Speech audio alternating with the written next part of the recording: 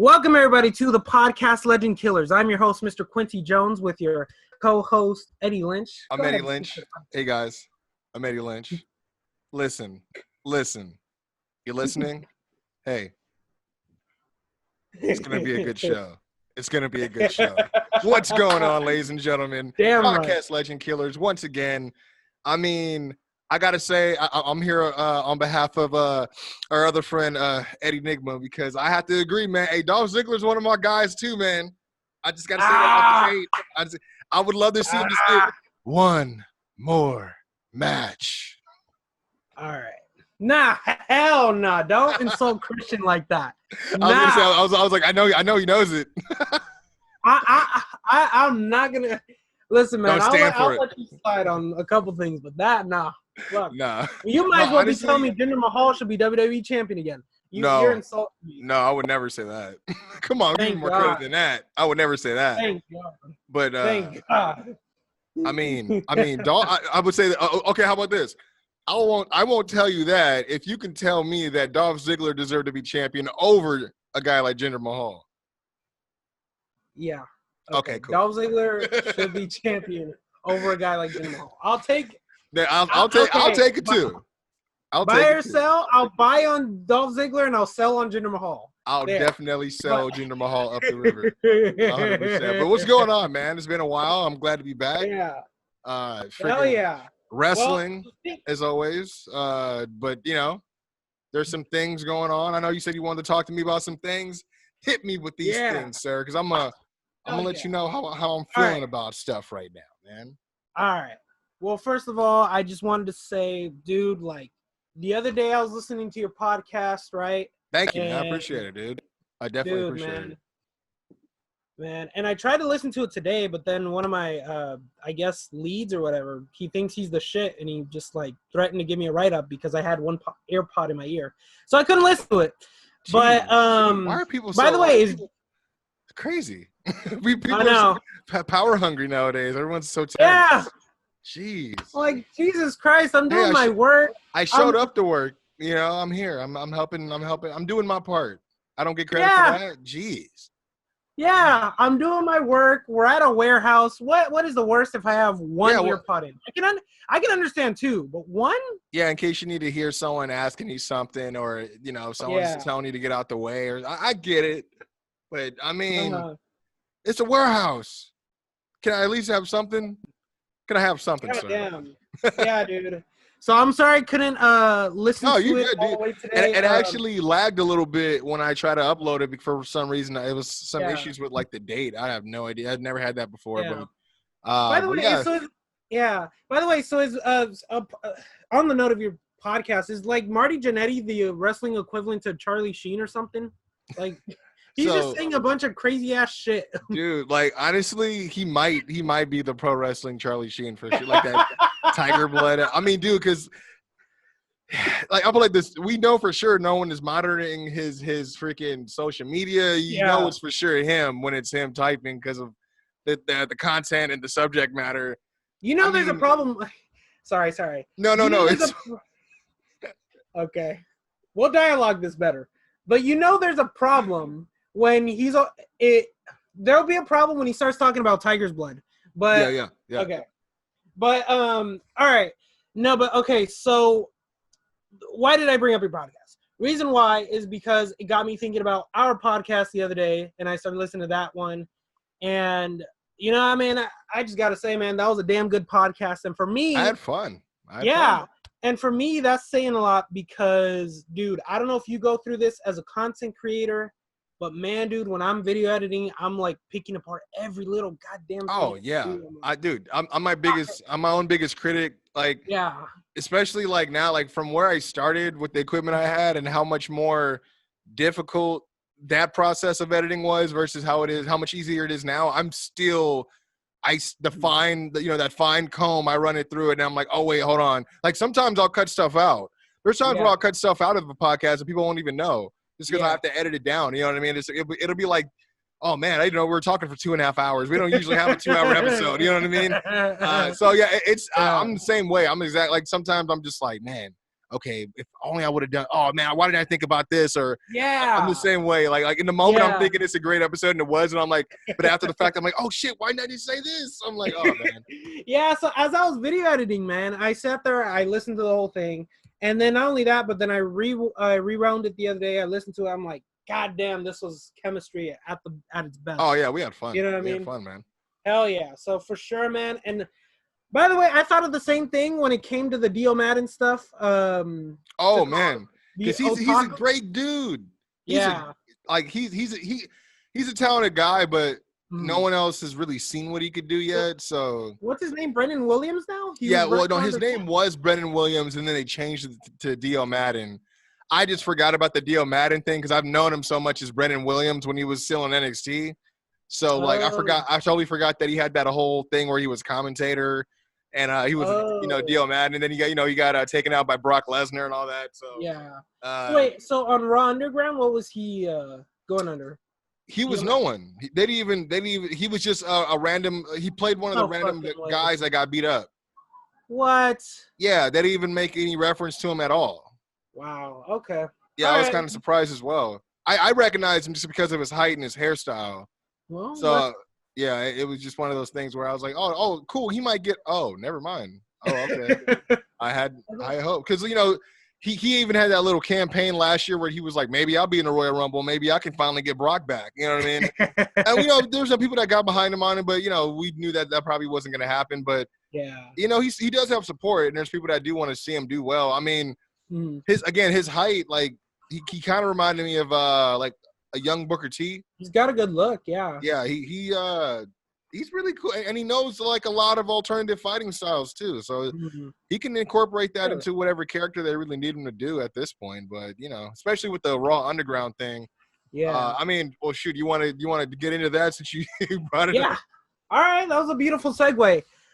Okay, so I didn't see the whole thing. I'll be honest. Okay. I kind of missed a little bit of it, little bits and pieces of it. But from what I saw, so Shane McMahon is running an underground strip club. Dude, thank you, bro. Right? Is that what it is? Like I was telling him, like I was talking to Jamal too. I was like, what killed me about it is like, RJ, RJ Wallace. Roscoe. You're right. Roscoe Williams, right? Wasn't it that? Wallace. we don't break kayfabe around here. Motherfucking Doug. I was talking to him and I was like, what killed it for me was the fact that there was like this whole strippers thing. Yeah. And the music, and I'm like, I don't mind Shane being the guy, but it totally like it felt like they were forcing, like trying to be like the Attitude Era.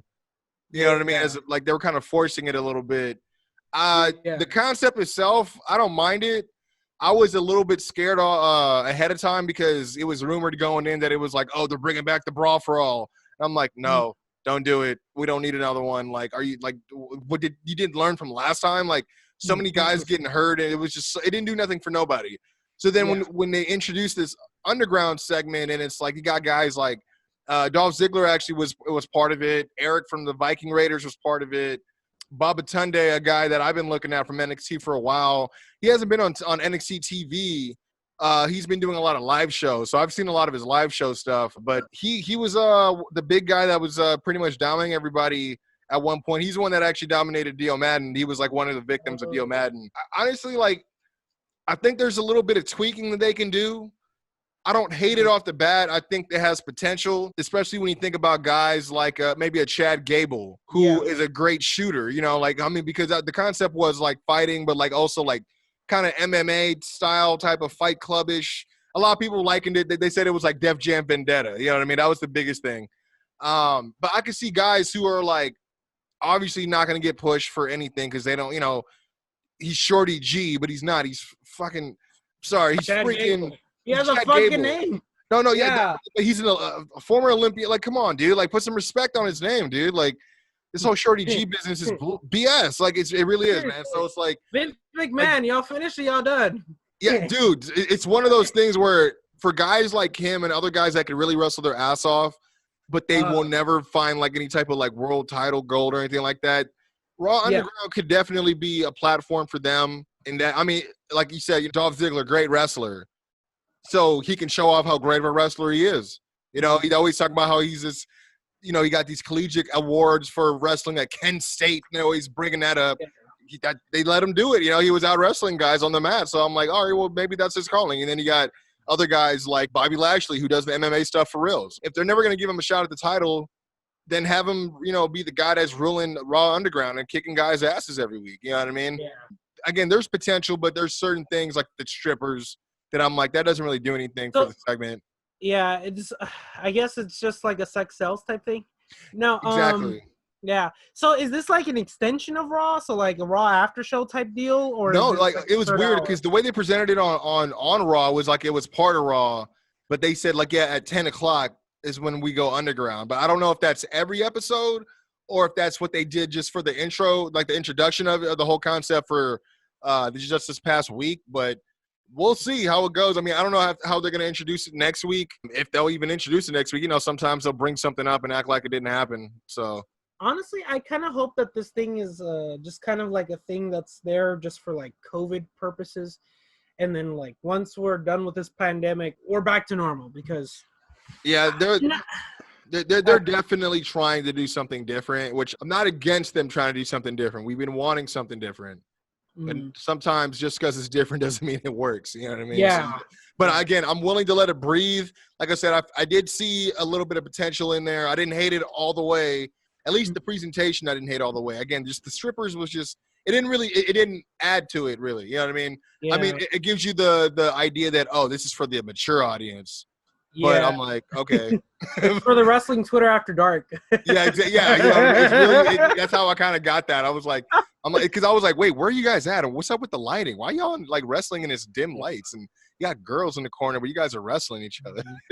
Yeah. What's going on here? All they need is a live band and audience, you know? Like, man. Bring back get your brother on there. Have him perform. I was going to say, bring back Icon killing. Top from the down from the Icon chilling. Hey, dude, he killed that. He surprised me. Dude, I heard that this morning. I was like, God damn. Yeah, dude. Yeah, shout out to my brother, man. Like he's been having fun doing music too. That's when he actually was just over here. He recorded it like a couple days ago here, but I didn't know that that's what he was recording. Yeah. And then he's like, hey, I sent you an email at like 12 o'clock. I'm like, okay. And I'm like, what the hell? Where did this come from? He's spazzed out, dude. I was like, I was in the same house that you recorded this in, and then I was like, I didn't even hear any of this. I was like, oh, okay. You made me wait like everyone else. Oh, okay. But yeah. How do you feel about the Raw Underground? I mean, the whole concept. I mean, from what you saw, because I know you say you didn't see everything. Yeah. Okay. So there's a reason I didn't see everything. One is because I missed Raw, and two is because I usually watch Raw the next day. Yeah, I never really catch it the night of. Yeah.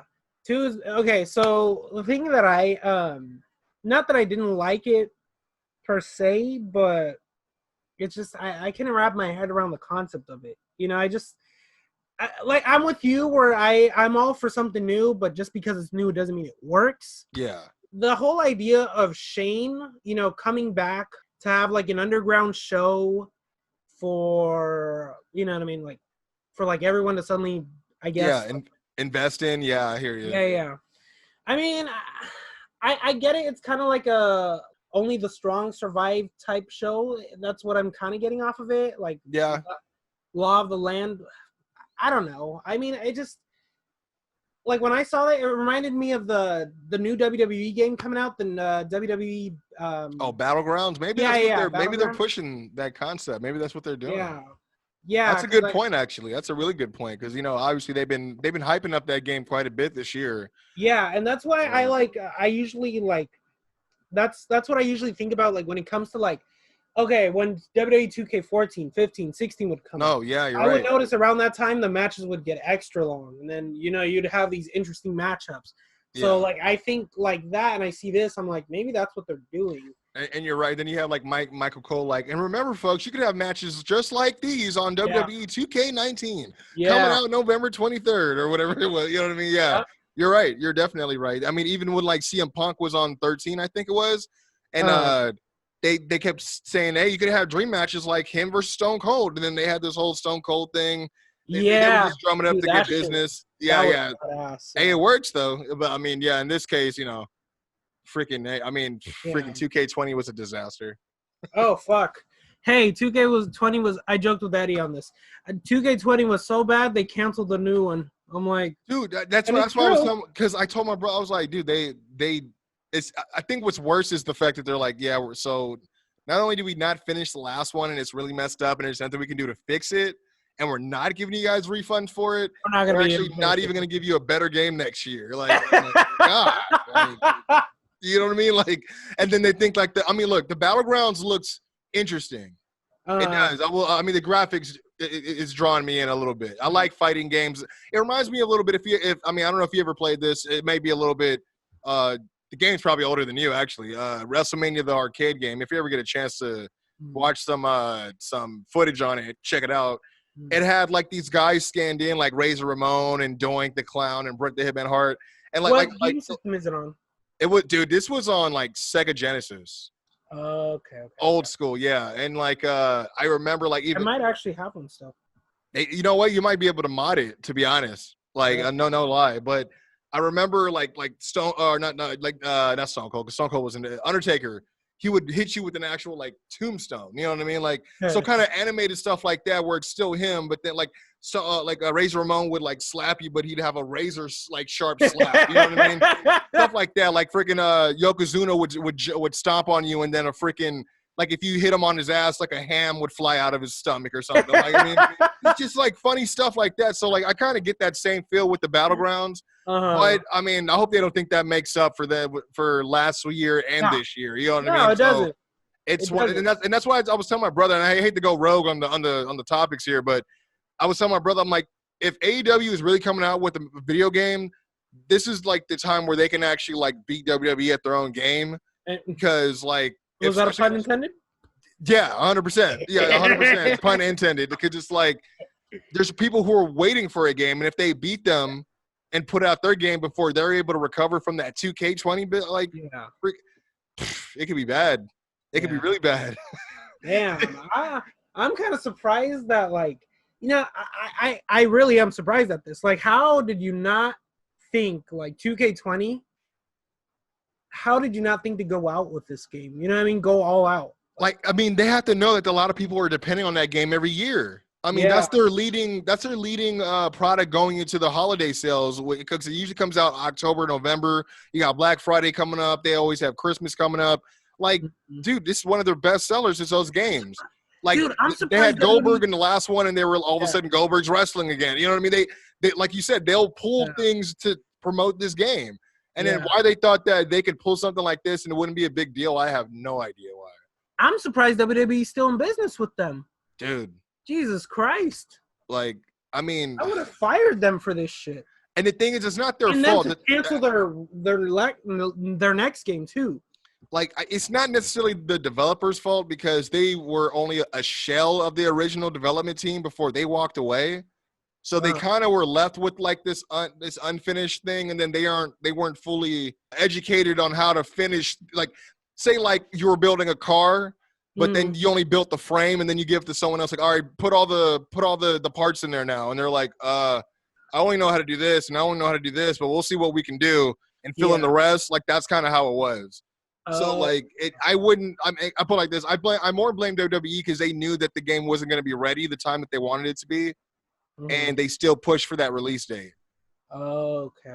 Yeah, see, I was not aware of that. And I'm not even sure if the game was even worth saving, or it could have been saved, or if the amount of time it would have taken to save it before they put it out would have, even been worth it. But yeah, I mean, to this day, dude, I had that game and I don't even play it. Yeah. I took it out the box once. Horrible. Paid for the Fiend and everything for nothing. Fuck, I'm sorry, dude. Hey, but it's all good. Hey, it's okay. I saved my money.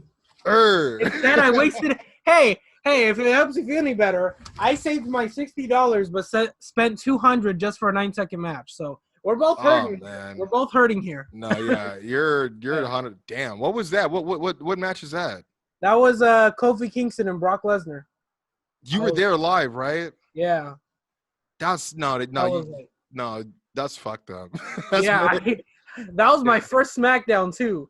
And you know me, diehard Team Blue. And it's like it's the first. That was actually my second SmackDown. But still, it's like the first night they made the big move to Fox. It's the premiere night. They got a championship. Brock is never even on SmackDown. He's there for a championship match of all things against the reigning champ Kofi Kingston. I paid for that match specifically. Oh my God! Listen, I wasn't expecting. That's horrible. Listen. I wasn't expecting a 50-minute classic, but I was like, I would have at least enjoyed like a little, even if it was 5 minutes. I was just gonna say, even 5 minutes of a little bit of more. If they allowed Kofi to get a little bit more, and then instead of just jumping into a F5, like, come on, dude. Come on, dude. Yeah, he deserved more than that. Like I feel. Yeah, honestly. Yeah, my $60 doesn't feel too bad right now. I'm sorry. Because that experience lives forever. I did my job then. I did my job then. Yeah, you took the heat off me, man. Oh God. I'm never forgetting that bullshit. Dude. Man, WWE, you guys can go fuck yourselves. Dude, that was such I mean, I get they have people they have to appease, but I'm like, come on, Brock, you're saying that you don't even like come on, give him 5. You wouldn't give him 5 minutes. Come on, Brock. Like, stop being a dick. You know what I mean? And oh man. But you know what? We got a hot debate going on, don't we? About Mr. Randy Orton, who is for some reason, you know, the name. You know, he has a real affinity for the name of your podcast for some reason. The podcast Legend Killer. You know what's funny is that wasn't actually my idea. This was so the podcast was my idea. The name of the brainchild. This is just a little fun fact. It was actually my original co-host, Jordan, Mr. Wrestling Fanatic. Jesus, I'm like 2.5 Men. I just keep referencing the lead that left. But no, what's it called? That was awesome. Thank you. That was great. Mr. Jordan, the Wrestling Fanatic.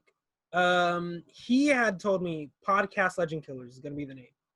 Podcast Legend. What the?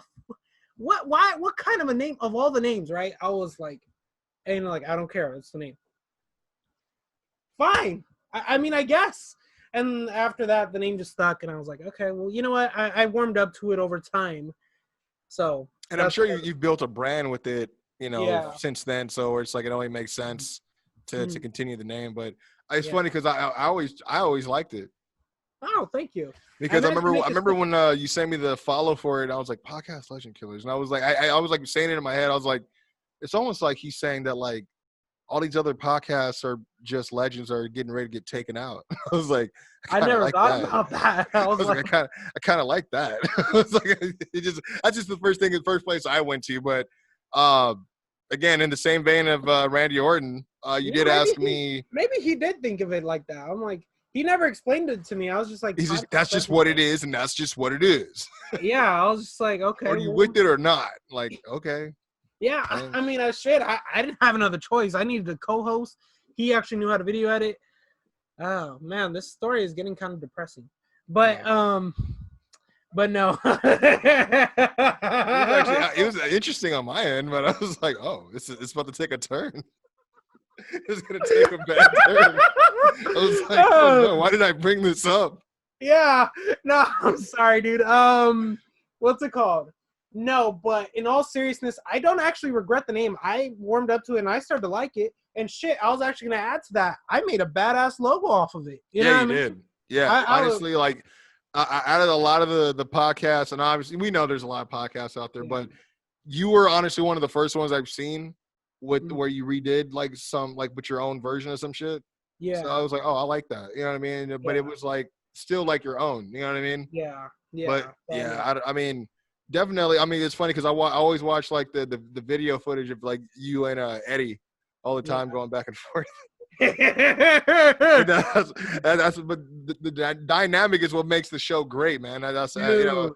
So I mean, definitely appreciate you asking me back on for sure. But but you know what? Let's debate this because you want. Okay. We have the current WWE champion. Okay.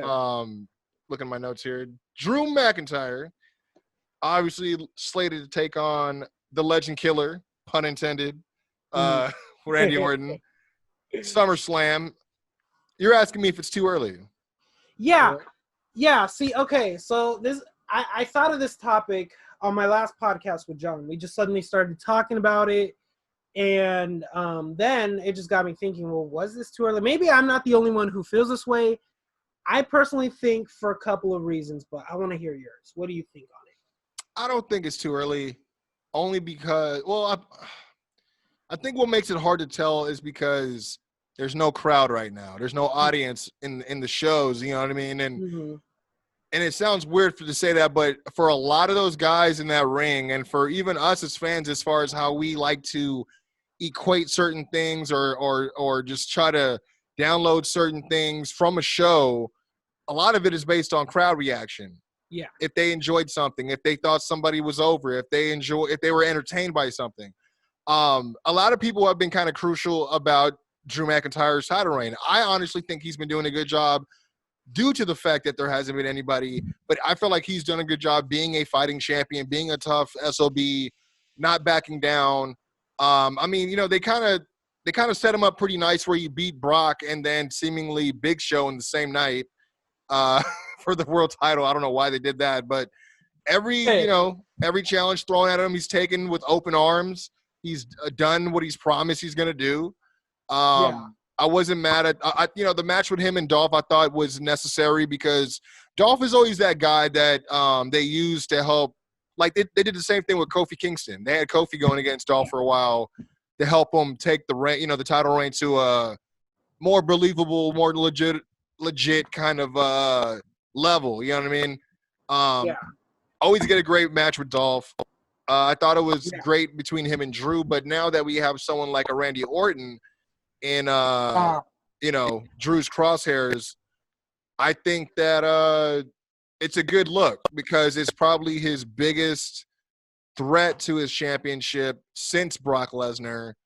I mean, he did have Bobby Lashley, which I thought was another necessary matchup. But yeah, I mean, I don't think it's too soon. I think it may be something that they're willing to pull the trigger on now because, again, they may be fielding some of the crowd opinion about it being, as far as Drew McIntyre's reign again. I don't get how people quantify how his reign has been based on what metrics they use and what criteria. But for me as a fan watching, he's been believable.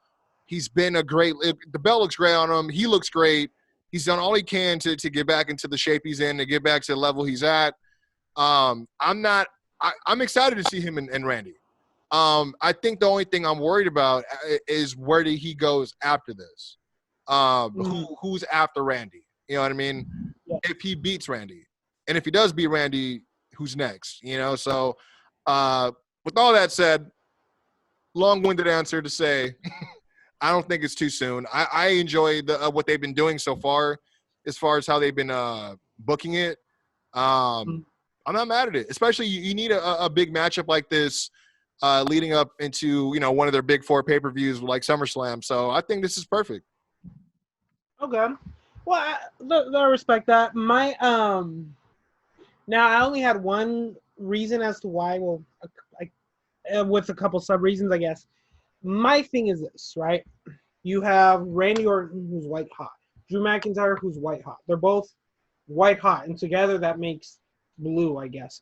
But so anyway, you put them together, right? And you have this big match. Nothing wrong with that. My thing is, you had Randy Orton just squash a bunch of, legends, right? Kill a bunch of legends. Yeah.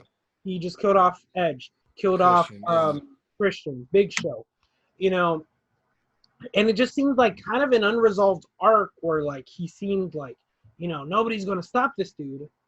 And so my whole thing is so now he's, so it was, the story was there's a whole bunch of people coming after him after what he did to Edge. Yeah, okay, I see what you're saying. Yeah. And so it just kind of felt like he took a left turn, a sharp left turn. Yeah, kind of out of nowhere. He's interested. Before he was interested in taking out people and being this bastard of a heel, but now all of a sudden, oh yeah, I want championship gold. Yeah, I can see where it kind of looks like it kind of came from out of nowhere. Because you're right, there is some unresolved issues there that they still probably could have capitalized on. But I guess the question is like, I guess who would have been the next legend? You know what I mean?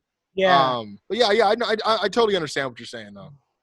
Yeah, and like, so let's say Drew beats Randy. What's next for the character Randy? Because, like, that kind of thwarts his momentum a little bit. Now, I get Randy's not the future, but my whole thing is like, okay, well then, what does that mean for, like, let's say Edge does come back in time, right?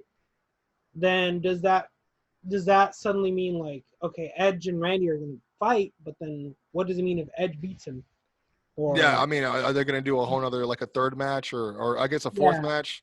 I mean, because I've been hearing rumors, he's Edge, him being actually hurt with the elbow, I think the triceps injury. Yeah, that's what it was, the tricep. Yeah, and I believe he already got the surgery for it, so I know he's rehabbing it. It'd be interesting to see what they do because last we saw Edge did have a promo saying he'll be back. I would have to say probably closer to WrestleMania maybe again. But then again, like, yeah, because I was worried about if Drew beats Randy, what happens? But that's another good question. If Randy gets beat, what happens to Randy? I mean, it makes no sense for him to beat all these guys and take them out and then go for the title and then lose all that momentum. Yeah, and then like I said, it was just one unresolved storyline. Yeah. Unless I guess if they're just never gonna revisit him, then I guess okay, whatever. But if they do plan on tying that loose end, then that's my thing. Yeah, because they did highlight that was like a lot of Raw for a while, like maybe a couple weeks in a row. They were just building this Randy Orton story for sure. Yeah. I mean, they even just had him cap off like maybe 2 weeks ago. It was him and Big Show in an unsanctioned match. Yeah, maybe 3 weeks ago, possibly. But so yeah, it's still like kind of still recent. Yeah. But then all of a sudden he started calling out Drew McIntyre. So yeah, I don't know. I mean, maybe they're desperate for ratings right now, and so that's why they got Randy going up again, calling them out and stuff like that, which, I mean, it is kind of true that they are desperate for ratings. Yeah. I mean, it's hard to believe that Raw got its worst rating ever in show history like a couple weeks ago. Yeah. But, yeah, I mean, like I said, if that's what it's for, I'm not against it. I'm all for the matchup. But I do think that they need to – it's the consistency in the writing and the storytelling that does bug me because I get it. They'll drop something if they don't think it's doing anything. But sometimes there is interest – and then they just drop it out of nowhere. We're like, wait, what happened to this and what happened to that? And then they just never goes back to it. You know what I mean? Hacker. Is that ringing a bell? Say it again. Something about a SmackDown hacker. Yeah, dude. So did you hear about Ali? Yeah, it was supposed to be him. Well, it was supposed to be him, and then then he's on Raw, and then out of nowhere, Vince like kind of fell out of favor with him after he just had a match against I think Randy Orton. No, Bobby Lashley. And now he's back to losing against guys like Riddick Moss on Main Event. What? Yeah, I'm like, why even bring him to Raw if you're not gonna even put him on Raw? I'm like, he was doing great things with Ricochet and Cedric Alexander. Like, if those three guys were a crew, that'd be awesome. What? Thank you. I'm not even doing a character right now. I'm honestly confused. Like, I'm just trying to process this. He has a good. From what I heard, it was a good match with Bobby Lashley. Yeah, I mean, everyone said it was like a long squash, but I'm like, well, you knew Lashley was going to win because that's what Lashley does, But they did, with Mustafa coming back, they were going to make him still look good even if he's going to take the L, which I get. That's how it is. That could be a cool little. But then, that's the last time he had a match on Raw, and then everyone's like, oh yeah, this fool just lost to Riddick.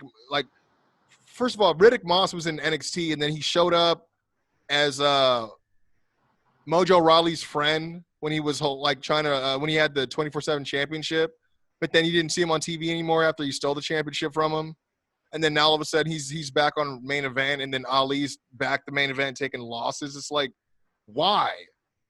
He just came back. Like, I don't understand what he could have done. I mean, Vince is just you know how Vince is, man. Like when he's just like off somebody, he's just off somebody. I don't know why. I mean, no idea. I mean, he has guys like Ricochet, not on Raw. Like, on Raw, but not on TV. Like, what are you doing? Like, why do you even pay him? Ricochet. Oh, man, not to trail off, but, man, I remember as soon as you brought him up, I just remembered his match with Brock. And dude. they're not gonna do any fucking thing with him The whole time I was like, why are they doing this to him, knowing it's gonna put him? He's gonna come out worse than he was before he like. But for real, because like he was great, and then he was kind of fell into obscurity, and then all of a sudden he wins this chance to challenge Brock, and then they're really acting like, oh yeah, he can really do it. I'm like, you guys don't even believe in him. You guys have never believed in him since on the main roster. I'm like, are you serious? And then of course he gets squashed, and then what is he doing now? Just chilling out and catering on Raw. Like, wasn't that like a minute match? Dude, it may have been like how does he get more time than Kofi Kingston? Seriously though, like I hate to bring it back up, but it's just like stop my laughter all over again. I'm sorry, man. You're not welcome on this show no more. Well, we better make this one a good one. I'm just playing, man. But yeah, I'm with you. How does he get more time than Kofi? Well, let me ask you a question. I know we got a few buy or sells here, but before we get into those, let me ask you a question for once, because I think this is the one that I brought up. Go for it. A friend of mine brought this up in a forum that I'm in, and I thought it was a real interesting question, so much that I even made a list myself. But feel free, whatever on the top of your head. But the question was, if Eddie Guerrero was still alive today, who would you like to see him wrestle between anyone on the WWE main roster, the NXT roster, or AEW roster? Oh, okay. I'm sorry. I thought the question was, would you like to see him wrestle in today's age? Okay, so now that changes my answer then. Okay. So who would I like to see him wrestle? Well, how old is Eddie at this point? What, 50? Let's say let's bring back prime SmackDown Eddie, WWE champion. Yeah, when he's not hurting as much, but he's at the top of his game. Got it. That? We'll make it fun. It's funner that way. Got it. And just for the sake of nostalgia, in my mind, he's gonna have the 2005 Eddie look, just with no pain. Prime Eddie. Okay, so that's just what I grew up on. That's why I'm sorry. No, but that's who I like to remember him as. You know what I mean?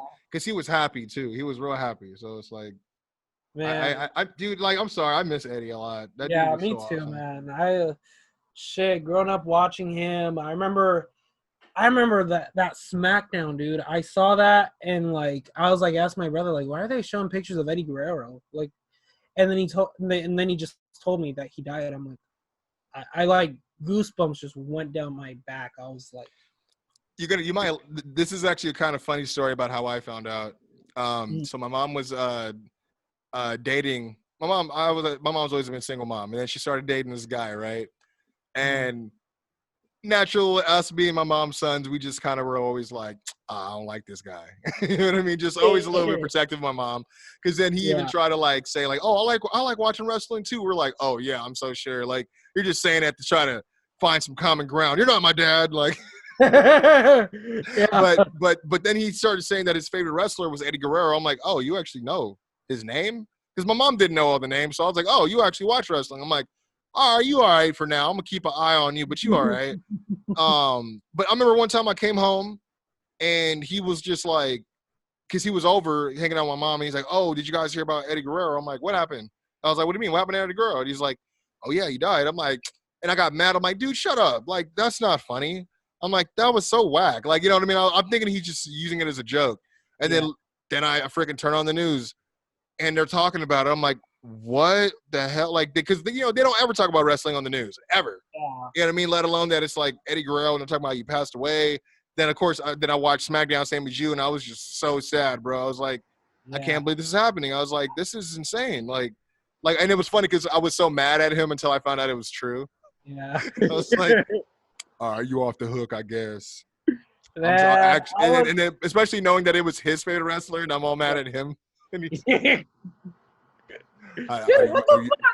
Are you okay? How you feeling about it? Now that you're not a suspect no more.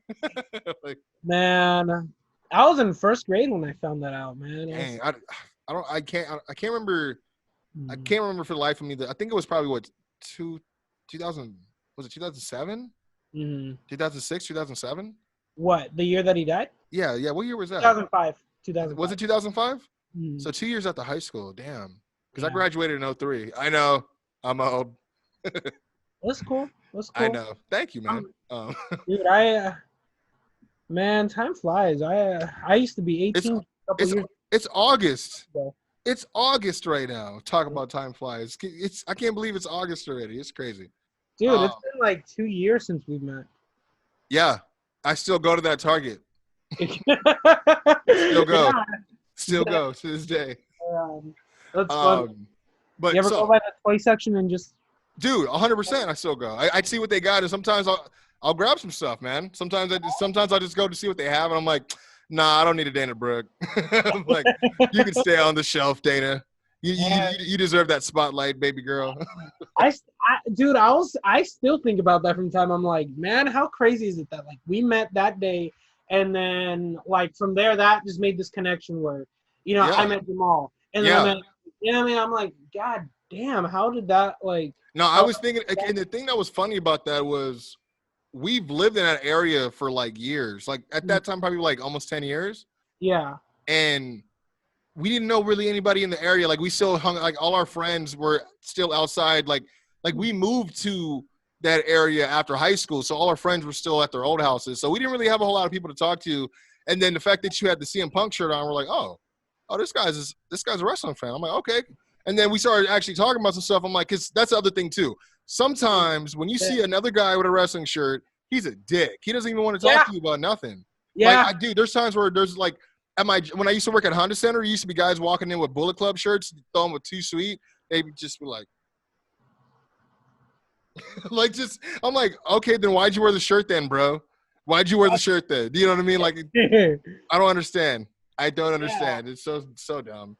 But I'm sorry. Just for that, since the fact that they're big leaguing you, and that's fucked up, man. That's a Randy Orton reference. Since they're doing that, they can Too Sweet themselves and shove it up their ass. Fuck them. Shine it up sideways. And turn that bitch. Oh wait. All that. Yeah. Sorry, Dwayne. You don't say it anymore. We could take it. Okay, I fucked it up, Dwayne. But Let me tell you who I have, who I picked and then I definitely would love to hear who you have in mind. Because this is off the top of my head, so I have to really think about this. But I may even give you some ideas. Okay. So let me see. So for your WWE main roster, I said I'd love to see him wrestle Seth Rollins, Daniel Bryan, or AJ Styles. I think would be great. Just in comparison of height and athleticism.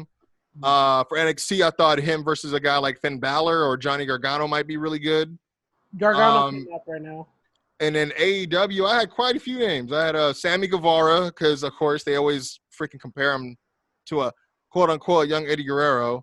I'd love to see Eddie Guerrero versus Pentagon versus Phoenix. I'd love to see him versus a guy like Scorpio Sky. I would love to see Eddie Guerrero versus Cody Rhodes now. And one person I would love to see, number one, Eddie Guerrero versus Chris Jericho now. Yeah. I think that would be an awesome program with both guys involved. Because that's the thing. I think about it now. I don't think those guys ever had a program in WWE. Like Eddie versus Jericho. I think maybe a little bit when they were doing the Mamacita stuff with China. But other than that. There's a few people I was like, I'm surprised they never had a thing together. Like, for example, Undertaker and Chris Jericho never had a program. Yeah, that's right. Eddie Guerrero, Shawn Michaels never had a program. Which I think that ought to be another good match, too. Yeah. I did hear that, like I know Shawn Michaels and The Rock were supposed to do something, but that didn't happen. I heard Macho Man wanted to do business with Shawn Michaels at one time, but that never happened either. And I'm like, dude, that would have been great. Elbow drop versus elbow drop? Hell yeah. I might have actually heard about that. I got surprised, but now it's ringing a bell. It's not, But yeah, who, let me hear who you got in mind. Okay, so to answer your question, right? All right, I'm going to be as disciplined as I can here. So there's two people who come in mind for the main roster. Okay. Right? And like I want to pick just one, but these two, it's really hard to like pick one over the other. It's hard to buy yourself. So Shinsuke Nakamura. Eddie Guerrero versus Shinsuke Nakamura. Man, Shinsuke has some height on him, but that'd be really cool. I mean, I already know that Sami Zayn and Shinsuke had a damn good match in their clash. Yeah. You know what I mean? Just imagine this. Oh my God, I would be like, I would be like sitting there stuck on the TV. Nothing would like you can hit me in the face with a goddamn spatula. I wouldn't notice. That's how mesmerizing that match. No, that match like that. I didn't even think because just the character work by themselves. Yeah, that would be so. Oh yeah, that would be so great, man. Dude, I can just imagine the comedy in there. That's what I was gonna say. Like the comedy, just the tit for tat. Oh man, that would be great. And even just he tries to do the light cheat and still, and then the fact that Shinsuke would probably try to mess that up too and get down. Dude, that would have been. Oh my god. Yeah, that would have been great. That would have been. Oh, that's a great pick. I could see it. Then like Eddie would drop the chair to Shinsuke. Shinsuke would fall back, and then he drops the chair to. I could see something like that. Because Shinsuke has the personality too, where he can do that whole wink or like, you know what I mean, like where like that would be so great. Because that's the thing. Shinsuke does a lot of his character work with his facials and his faces because his English isn't so great, but dude, his personality is on his face all the time. Yeah, that would be. Oh God, I want to see that now. I'm mad. I gotta go play 2K19 because I'm not playing 2K20. Boom! Boom! Honestly, that may be the only one you need, dude. That was awesome. That was awesome pick. The next one. Oh, okay. We got another. Okay, yes. So, on the main roster, second one, like I said, I couldn't pick between the two. So, second one is Eddie Guerrero versus Sami Zayn. That I already know. Boom. I can watch a Sami Zayn match any goddamn day of the week. You know what I mean? I can watch an Eddie Guerrero match any goddamn day of the week. Put those two together. I love Sami Zayn. I just hate that they don't allow Sami Zayn to do Sami Zayn. Yeah, that's what sucks. Like he won the Intercontinental title and he wrestled like basically just only punches and kicks. Like what the hell is that? You know what I mean? Like the other thing too is like he won the NXT championship just to lose like in 2 weeks to Kevin Owens. I hated that was due to a result of injury, no? Or yeah, I think but they said that he hurt him in that match, but I think maybe he was hurt before the match, so that's probably why they did it. But he never like even when he came back from injury, he never got a shot. And that was back when I think that was right when he wrestled Shinsuke because he was saying, "Oh, there was no fanfare for me when I came back from injury. Like nobody was excited for me." I was like, "Oh, is Sammy turning a little bit heel? What's going on here?" And then, no, I'm playing, but I'm just Sammy's talented. Sammy's very athletic. I love the spots he does. I mean, I don't know if you've ever watched him as El Generico. Mm-hmm. I mean, that dude, Sammy just deserves more. He just deserves more. Like, man, who else can say that and actually get over it? And I mean, and he could talk. Yeah, like he's a good talker. Dude, the build, the promos, the character work between those two can like. I'm gonna steal your expression here. Those two can work in a broom closet and just work the broom and still have a 5-star match. I'm 100%. Dude, no, honestly, like I love Sami Zayn. So when he did win the IC title, I was really excited for him. And the thing was, I voted against him winning because of the fact that I got so used to the way WWE treats him. Treat him, yeah. And my brother, I wouldn't have predicted him winning either. Yeah, my brother predicted it, and he ended up winning like the predictions because he's like, dude, he won. I knew he was gonna. I was like, dude, I would have never thought that they thought they were gonna think that would ever be a good idea. Us, 100 times over. Them, not so much confidence in Sammy. I have no idea. But if they would have let him wrestle Eddie Guerrero, they would have had no choice to let him wrestle anybody he wanted. Like that would be great. Yeah, Eddie Guerrero would have been able to open the eyes of management if he was able to wrestle Sami Zayn, because then they'd be like, hey, this guy's great. Look at the way he wrestled your WWE champion. Like this guy needs some more opportunities. Like Sammy could use a guy like Eddie right now, 100%. Yeah, I was like, goddamn, I saw. Dude, honestly, like the way I see it is like, if Eddie Guerrero could open doors for Rey Mysterio, imagine just what he could do for so much of the roster right now. You know what I mean? And that's why I picked Sami Zayn is because, like, personally, like I like Seth Rollins. I enjoy him, great guy. You know what I mean? I like all the other names you mentioned, But damn, like if there's anyone who needs some spotlight, it's Sammy. And I'm like, Dude, yeah, I mean that's the one I want to see for sure. Even somebody like a Mustafa Ali, I think would be a good pick for Eddie Guerrero too. Just that Lucha Libre style would be kind of cool. Yeah. Okay, now let me go ahead and finish this. Yeah. Okay. So on NXT, so I'm gonna pick one, and that's Mr. Keith Lee. Oh, that one I want to see. That I think that would make a great David Goliath match. You know what I mean?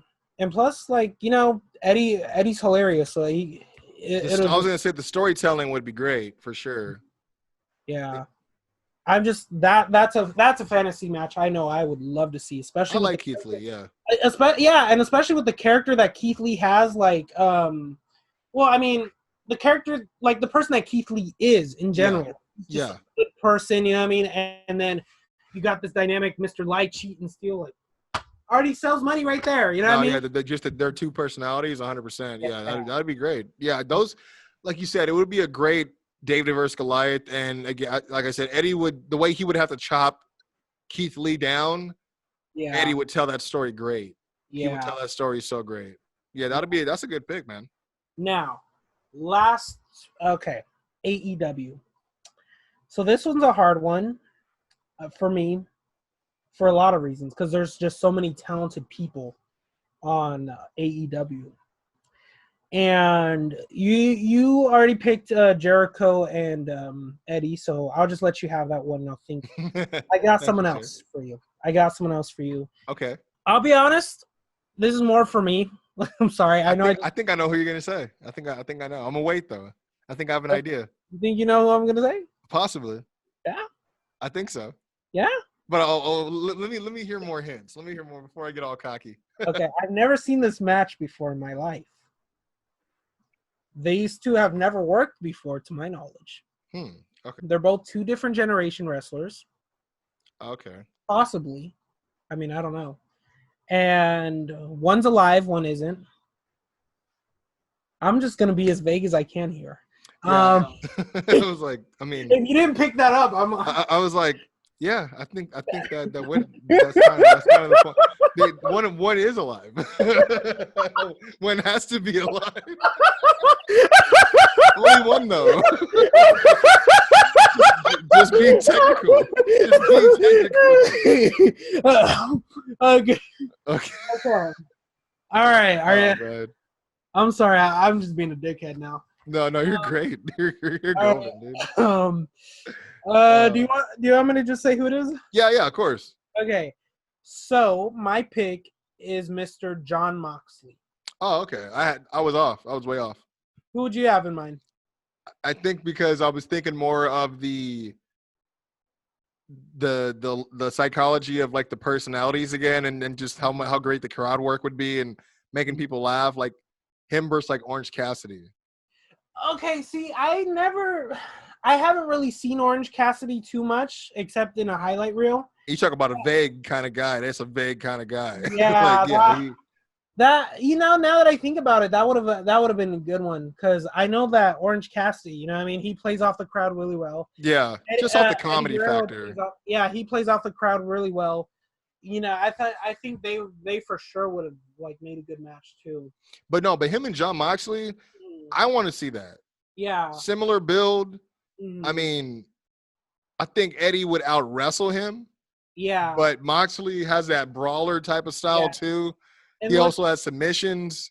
I like that matchup. They're both technically versed, so I was just gonna say they're both really great at what they do, and they have different styles. So that's why I get excited about that. Because other people, they get excited about, oh man, this guy's almost as big as this guy. Let's put him in a ring, and then it's like, well, they can't do nothing because this guy can't pick the other guy up. You know what I mean? But whereas it's like competitive, like from a competitive nature, where it's like, yo, this guy does this and this well, but then this guy over here, he does this well as well, but he also has a quickness factor to him, or just the clash of styles where you're like, who's gonna get the better of the other? I get excited for that. You know what I mean? That's the part of it that still makes it real for me, is just seeing how people could just go out there and throw everything into their matches and their styles that they've like worked so hard to get. So I can definitely see Jon Moxley versus Eddie Guerrero being a fucking main event anywhere it would be. Now the question is, who's the face and who's the heel in that match? What do you think? Eddie would for sure be the face. Yeah, that's true. Just you know how over he'd be when they find out he's still alive. Yeah. He'd never get heat. He'd never get heat. When I said I lie and cheat and steal, dude, you know I lied. I can see it. If you want to get Roman Reigns like to never be booed again, have him be like, guys, I know I was gone for a while, but you'll never guess what happened when I was gone. I brought back Eddie Guerrero. He would never get booed again. He would be God in some wrestling fans' eyes. Damn. But no, Eddie would have to be the face, I would think. Moxley's too good at being a heel. Yeah. He could. I want to see him as a heel because the only time we saw him as a heel in WWE is when they made him do that dumb stuff with the inoculations and the gas mask and all that stupid stuff. That's around the time I stopped watching for a bit. Dude, I don't blame you. I really don't blame you, man, because it was really stupid. It was so childish. Like, it was like, dude, why are you insulting your audience? Like, come on, man. They had a really bad, not a bad match, but they had like a really slow, boring match. Rollins and Dean. Yeah. TLC, yeah. And that was my first match in like months, right? Oh, back, I remember because I had to like kind of give you a rundown on what happened. You're like, what's going on in wrestling? I'm like, well, this happened, Becky did this, and then it was like shit's going on right now. And I'm like, I don't blame you, dude, because for a while, like, if I didn't have to do a weekly podcast, I probably would have stopped watching.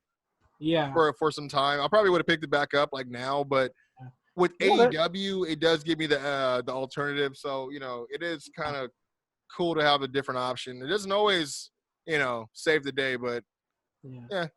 Man, honestly, dude, in some ways, actually, I was gonna have this as a topic, but you know what?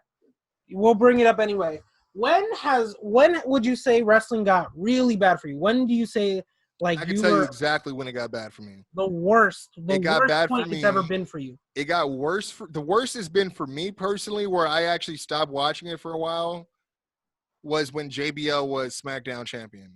Really? I could not stand JBL on TV. He was like everything. Like, I was trying to get into his character, but he was just he turned me off so much. I couldn't stand watching him. I couldn't stand watching him run his mouth. I mean, I had heard all these stories about him being a bully up until then already, and just some of the stuff he was saying, because they had him teetering a little bit on some racist stuff.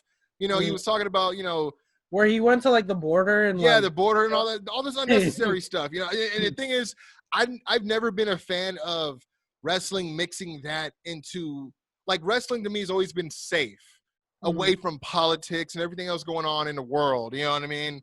Where, like, they don't need that stuff to bleed through. Like, I don't want to see racist storylines or stuff about, like, freaking, like, Muhammad Hassan, and him. Oh, like, stuff I remember that, yeah. You know what I mean? Like, stuff like that gets, like, it gets old. The whole, people looking down on him because he's Iraqi and blaming him for 9/11. And I'm like, you guys, we watch TV to get away from that stuff. You know what I mean? Yeah, and you bring that into real life. Like, I mean? Like, that's what people don't realize. And like my issue, like with WWE specifically, I've said this a number of times. Like, you know what I mean? I want to forget things going on. I want to forget that like my coworker pissed me off today. You know what I mean? I want to forget that there's a fucking pandemic going on. Yeah. You know what I mean? That type of thing. And the responsibility, I get that. The responsibility is on them to entertain us, to forget, to be so in tune and enamored with what they're giving us that we don't even we're paying attention to, and the only world we live in is the wrestling world. You know what I mean? Or the universe, as they like to say. Yeah. But yeah, when you got stuff that's reminding us of the outs, like, no, dude, that's not like, you don't go to, like, if we're in the Great Depression and then there's a movie that comes out about the Great Depression, you're not going to go watch that movie. Yeah. You know what I'm saying? You're going to go watch a movie with, even if it's like, I don't know, freaking like Murder on the Titanic. Who did it? Who cares? We're drowning. It's like you would watch something that's going to be happy and not something that's reflecting your current circumstances. You know what I mean? Yeah. So at that time, when everything was, because in high school, I was in high school when the 9/11 whole attack happened. So it was a really big thing that was talked about for a long time. I watched with my own eyes a lot of Middle Eastern Americans being, criticized and villainized for a lot of stuff going on. People not knowing what they're talking about. And that's the thing is, like, I hated hearing about that stuff and seeing it, being reminded of it. So then we get, I'm going to keep watching wrestling. And then we got this big mouth American Texan tycoon-ish guy, JBL, just like bumping his gums about race and the Latinos and the border and all this, you know what I mean? It's just like, dude, I don't want to watch this right now. Like, it really pushed me. It pushed me to watch Raw. Yeah. I just stopped watching SmackDown altogether. Anytime it was him on TV, I'm like, can't do it. Yeah. Can't do it. Another guy that made me feel that way, but after a while, I grew up and understood wrestling a little bit more and was like, oh, he's good, was Edge. Because for a while, I was mad at him with the whole Lita thing. Yeah, and I was like, I just get the whole time. I'm like, no, he's a bastard. Fuck this guy. I'm like, I was pissed. I had that shit on for like years. I was so mad. I'm like, dude, you motherfucker, you ended Matt Hardy's push. I genuinely blame. Oh, that too. I mean, because the thing is like, how do you not sympathize with Matt when, especially you're a guy, and if you've been in that situation before where someone you trusted did something with your girl, or someone stole your girl, anything. And how does he not come out the winner? Like, how does Edge come out winning that feud? They had him winning, and then they fired him, and then it's like, and they fired Matt. Yeah, why? How do you fire Matt? The reason they fired him is because he had his own website that they didn't control, and he would just like basically breaking kayfabe and telling everybody what was going on behind the scenes. So they got mad and they fired him. But I mean. Bullshit. You guys aren't necessarily protecting the business by having him. I mean, you guys had a perfect opportunity to make Matt Hardy a star out of that. Yeah. Edge kid. With the creativity he has, shit. Dude, I mean, even now, it's like you think about it now. It's like Edge, if he's the shitty guy that stole his best friend's girl, and now his best friend's girl is in love with him, this guy needs to get his ass whipped, and we need to see it. And Edge is the type of villain that could take the loss and still be that heel next week and still get a win. You know what I mean? Yeah. So, but anyways, long way short, that was around the time I actually wrestling was the worst for me, was the JBL era. I get a lot of shit for it because a lot of people love that era, but not me, not this guy. Well, I mean, JBL was basically Seth Rollins was in 2015. That's how I look at it. I agree.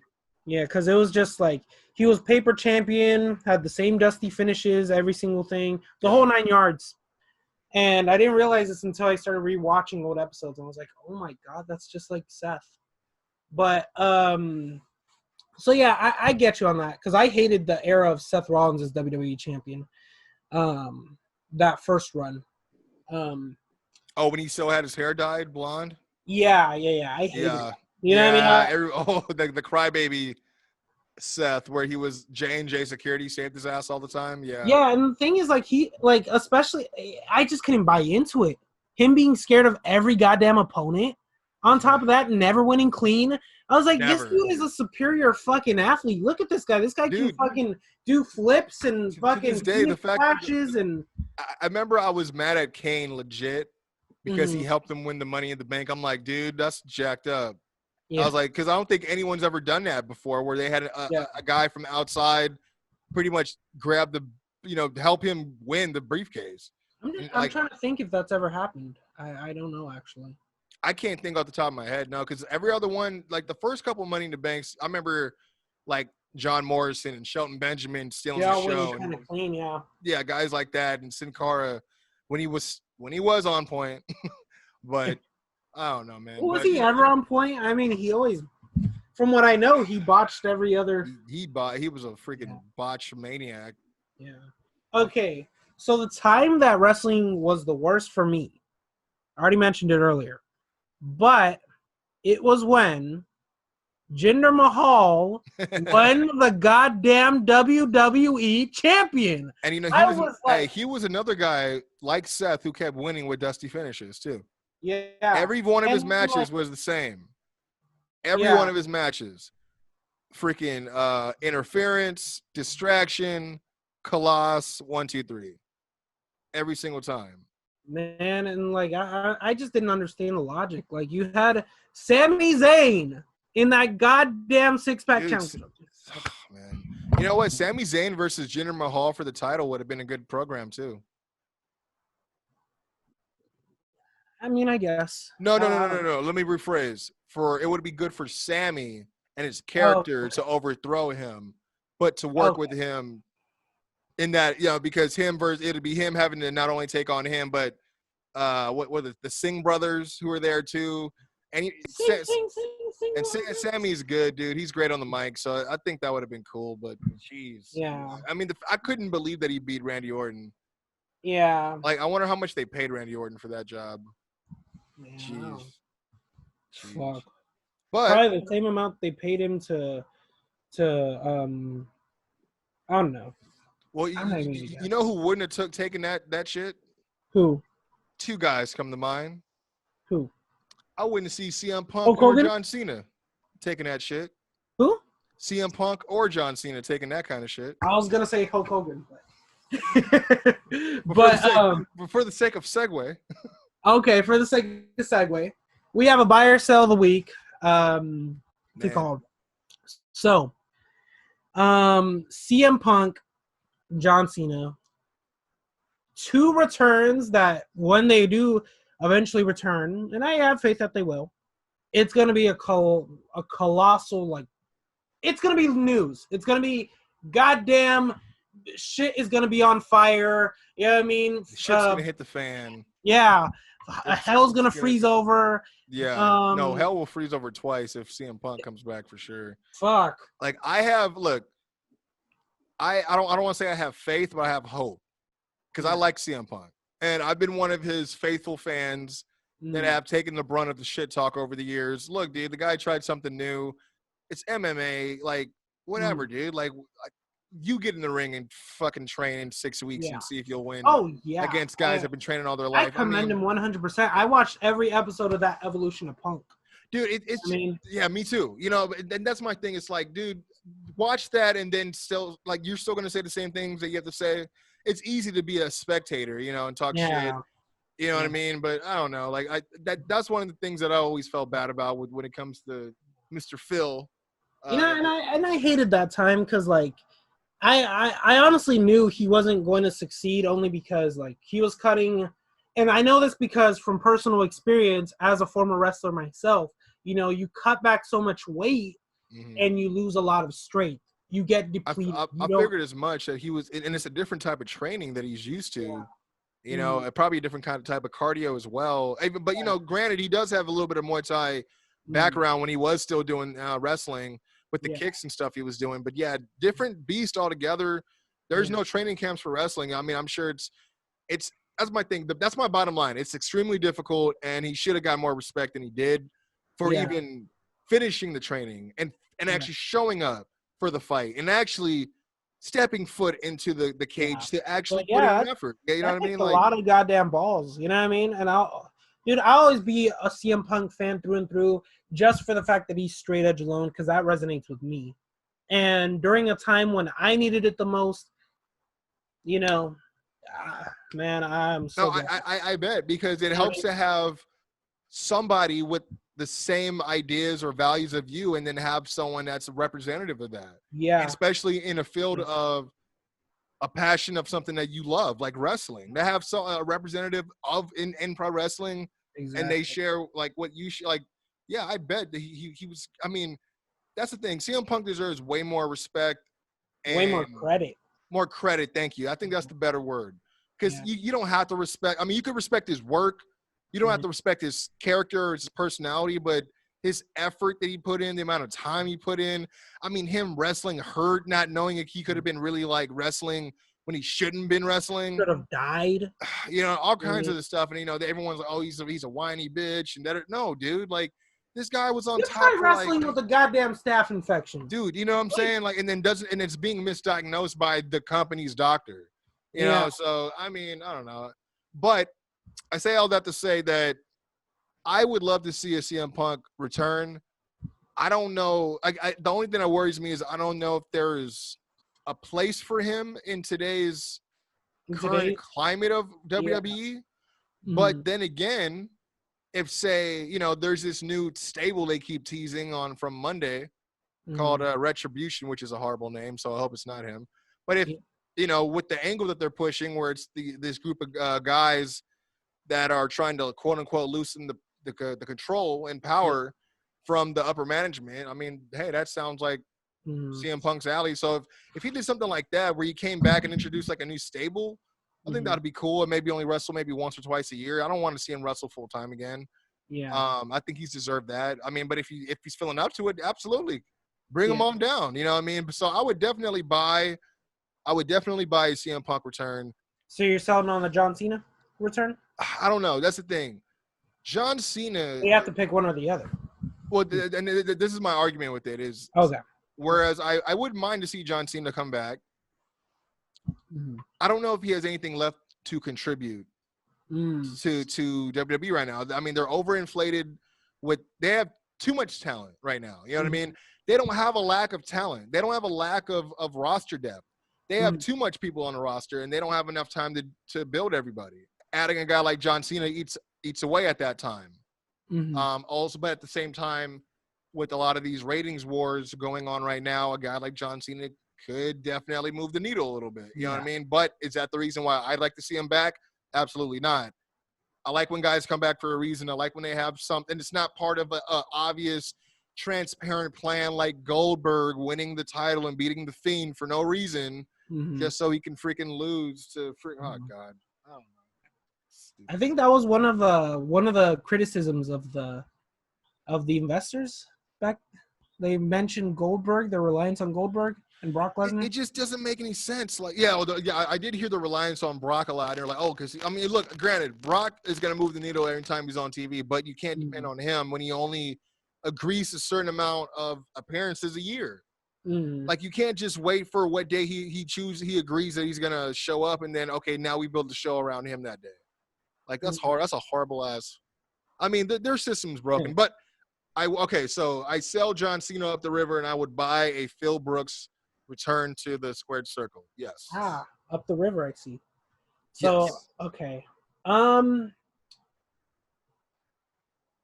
actually, to add to the Bray Wyatt Fiend thing before I give my answer, and it'll be a long-winded answer, but like the thing I didn't like about that is like, the Fiend was a draw. A lot of people were buying his merch. Yeah. You know what I mean? It's not like he wasn't moving the needle, so to speak. So, like, I bought the gloves. I said it. I bought the gloves. There you go. He bought the gloves. I bought into it. I did, and I still love. I've been a Bray Wyatt fan. Bought the gloves. Make that a shirt. He bought the gloves. Fuck the shirt. Said I need something for my hands. Yeah. There you go. There you go. He bought the gloves. Used them for work. I did. I actually did. You said that. Really? Because you know it's funny because the only other pair of gloves I have are a pair of AJ Styles gloves, and I use those for work too. I definitely use those for work to take out the trash. I'm like, well, you know what? Let me just strap up, P1 style. Take out the trash. It's funny because like AJ Styles, man, like he's been making the rounds. Dude. Something else. He's one of my top 5 wrestlers, and then I started hearing things about him for the first time that made me feel different about him.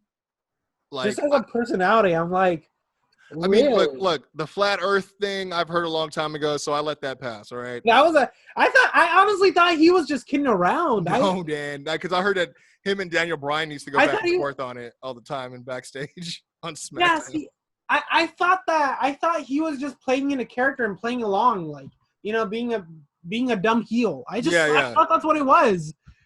Okay, if he actually believed it, it's really his thing. Is that really? Yeah, he's a flat earther. Yep. Man, I don't know what to say. I'm like, yeah, it's pretty devastating. I tell you what it's not. Phenomenal.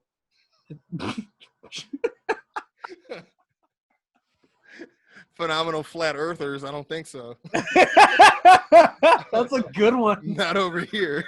All right, we're gonna make that a shirt too. Boom. No, there you go. There's. Oh yeah, but buy who you buying, who you selling. Okay. Okay, so I have a long-winded answer, right?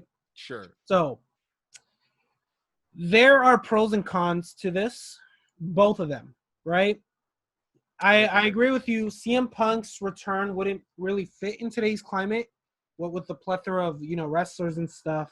I feel like you know, his time to return should have been like 2015. What with, you know, the Authority, he would have been the perfect. Oh, that would have been great. Yeah. Yeah, he would have been the perfect foil. CM Especially Punk, because Seth Daniel Rollins. Bryan. Yeah, Daniel Bryan was he was beefing with the Authority for a little bit back then, so that would have made sense. And this was at a time where he was like injured, so you know he would have been the perfect foil to Seth Rollins. That would have made money, but what's my point here?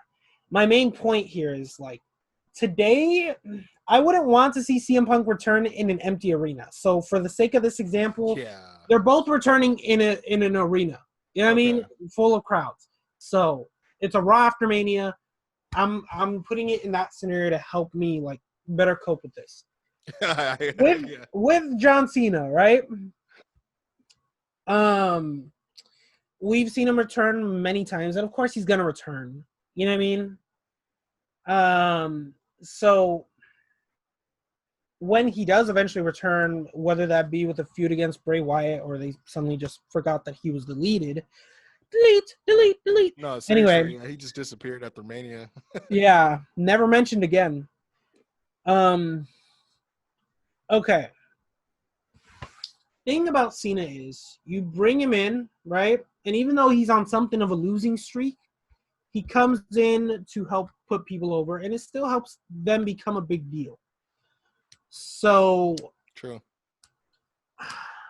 You know, if you're gonna bring back CM Punk, I'm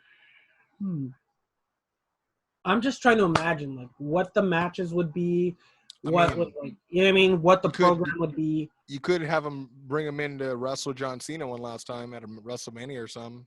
Give him his WrestleMania match. But John Cena would have to lose. Yeah, that's a hard one. But if I really had to pick, bullet to the head, I would buy on CM Punk and sell on John Cena. It's been a long time coming. Yeah, I mean, it put eyes on the product again. Cena's going to come back anyway. They may even win the ratings war. Yeah. I mean, they would. Honestly, it just really depends, again, like what they would have in mind for him. You know, let him do what he wants to do. I mean, because I'd imagine how let him be on free on the mic too. I was gonna say, like, because I'd imagine how things were when he was there to how things are now. I'm sure, like, more micromanaged. Like, yeah, exactly, 100% my point. Like, I'm sure it's so much more worse. I mean, I'm pretty sure he thought it was worse then, and then now it's like probably so much more worse. So it's like, I mean, I think the obvious built-in feud everyone wants to see is him versus Seth Rollins. Ever since they had like a tit for tat on Twitter, but I wouldn't be mad if he was just the promo guy for like a new stable coming in. You know what I mean? Mm-hmm. I think that might be cool. But again, I want to see him wrestle. I would love to see it. I'd be lying if I told you I don't want to see CM Punk wrestle again. I would love to see him wrestle again. Same as if, even though, and I love my boy, but cross-eyed and bald-haired and all. If Shawn Michaels had another match, by God, I'm going to go watch it because that's my guy. Yeah. You know what I mean? Easy. Some guys you just want to see again. I mean, other guys. No matter what, no matter what. I mean? Yeah. But, yeah, if CM Punk had another match, and I think I would watch it. I think he has at least 5 matches left. Good, like classic matches left in him. You know what I mean? And as much as, like for example, for me, as much as people criticize these two, I would still watch a Brock Lesnar and a Goldberg match. Well, no. I would watch Brock Lesnar come back to wrestle, and I'd watch Goldberg come back to wrestle. That match that they had at Summer's Survivor Series was actually, at WrestleMania was actually not bad. Yeah. I gave it to him. I mean, I hated that they had him beat Kevin Owens just to do it. Yeah. But, yeah, I mean, they had a pretty okay match. I mean, but, yeah. That's all I got for that. I mean, I know you had let me look, hold on. You had another buy or sell. Oh, this is hip hop related now. So since last time we talked about music a bit, we talked about Eminem's Kill Shot, and I know you heard this track. I was listening to it the other day, and that's what got me to think about this buy or sell. So, you got 2 really good diss tracks. I buy Kill Shot. I'll buy Kill Shot in a second. The Story of Adidon, really? Look, I love Story of Adidon, but I don't love it more. I don't love it more than what Kill Shot did for me. Kill Shot got me excited to listen to Eminem battle guys again. I love the album that he had, but people were talking so much shit about it that when he finally answered some of that shit talk, I was like, bro, don't anger the God, man. You need to chill out. You know what I mean? The story of Added On, I like it because of the fact that it's like somebody getting spanked that needed to get spanked a long time ago. Because Drake, I liked Drake a long time ago when he first started coming out, and I love his music. I don't like him as much as a person anymore because I've literally watched him change from who he was to who he is now, and I get it. But I watched him become a person that I don't like. His music I like. He still makes great music, but him as a person, there's certain things he does and says I just wasn't about. So when he got really cocky and he was calling out Pusha T, who I respect Pusha T's pen, he's a really great artist. I was really glad that Pusha T came back and spanked him. And not only that, came out with something that he didn't even know he had, which is the fact that he put it out to the world that he had a son he was hiding, which the reason why I love that aspect is Drake thought he had his number because, Drake, he was already feeling big in his britches after he, did the whole thing with Meek Mill. You know, I'm a big Joe Budden fan. I don't want to get into that whole thing, but that shit pissed me off even more. But his fans were like claiming he had a diss record for Joe Budden. Never came out with the record. Joe Budden came out with like 3 records, and then they were saying that Joe Budden is obsessed with Drake. And I'm like, all right, man, but this is a guy who's over here calling out guys with bars, and then when a guy with bars steps up, So I've been watching him kind of get away with a little bit too much for a while. So again, like when finally somebody on the playground said, no, we're not taking this no more, pap, I dig it. But Kill Shot, I think, means more because it's years in the making, and he destroyed that man. In every bar. Every line in that bar, he destroys that man. I buy on Kill Shot and I sell Story of Added On. Okay. I'm gonna give a long-winded one. All right. I'm a big Eminem fan. All right. I've been listening to the guy since growing up. I would analyze every single lyric. I used Genius. Rap Genius is my favorite. I was the founder of that shit back in 8th grade. Telling everybody else about it, huh? Yeah, I didn't tell nobody goddamn else. I kept that to myself. I'm like, damn, I'm looking up every single lyric. Hey, you know what this means, right? No, what does it mean? Shit, you don't know? Damn right. That's awesome. But yeah, dude, I have in my old iPod, man, I wish it still worked. Keep in mind, this was 2016. I had at least 700 Eminem songs. I believe it. Yeah. Probably freestyles. Lots of freestyles, everything. You know what I mean? I'm like, dude, I had songs like I had like the freestyle scenes from 8 Mile, like the audio ripped, and I would just I actually knew the freestyle battle scenes in the movies word for word. Man, and I'm like, dude, like the other day I wanted to like fit this somehow into the podcast, but I'm like, well, I guess I'm gonna talk about it now. But like, you know what I mean? I used to like do like lyrics like I would talk about like favorite verses with one of my friends, Neil. It would, like, for example, All I Think About. Like there was one part where he's like, moving on to the next one. Chick Chucky, who wanna play with number one overall? Kick Cuddy, a psycho buddy who might go nutty because he don't like nobody, never somebody, because he just likes somebody. Pull out the chick hydro and lie to what he just said. Like, dude, I'm like, you know what I mean? Only Eminem can spaz out like that. Dude, it's crazy because of who he's built his character up to be. He gets away with stuff, but in a good way. Yeah. If no one else did it, it would come off corny, but he has the personality to do it. Yeah. Where like only he could get away with stuff. And it's like the sound effects and like him mimicking like scratching on records. And it's like, dude, M is like he's so I don't know, man. He's so unique. Yeah. He's truly a one of one. Like, yeah. Man, yeah. And like only Eminem could do that stuff. Like, you know what I mean? Like, go back and listen to Baby, the 3rd verse where he just starts the verse and he's like, so step inside a demented mind and it's like an inside of an engine while multiply your undivided attention. Nobody can do that. Nobody can do that. That's Eminem. And I completely butchered that, by the way. I was like, no, but but you get the gist. Like, you know what I mean? Like, yeah, he just sometimes I feel like he's too witty for his own good. Yeah.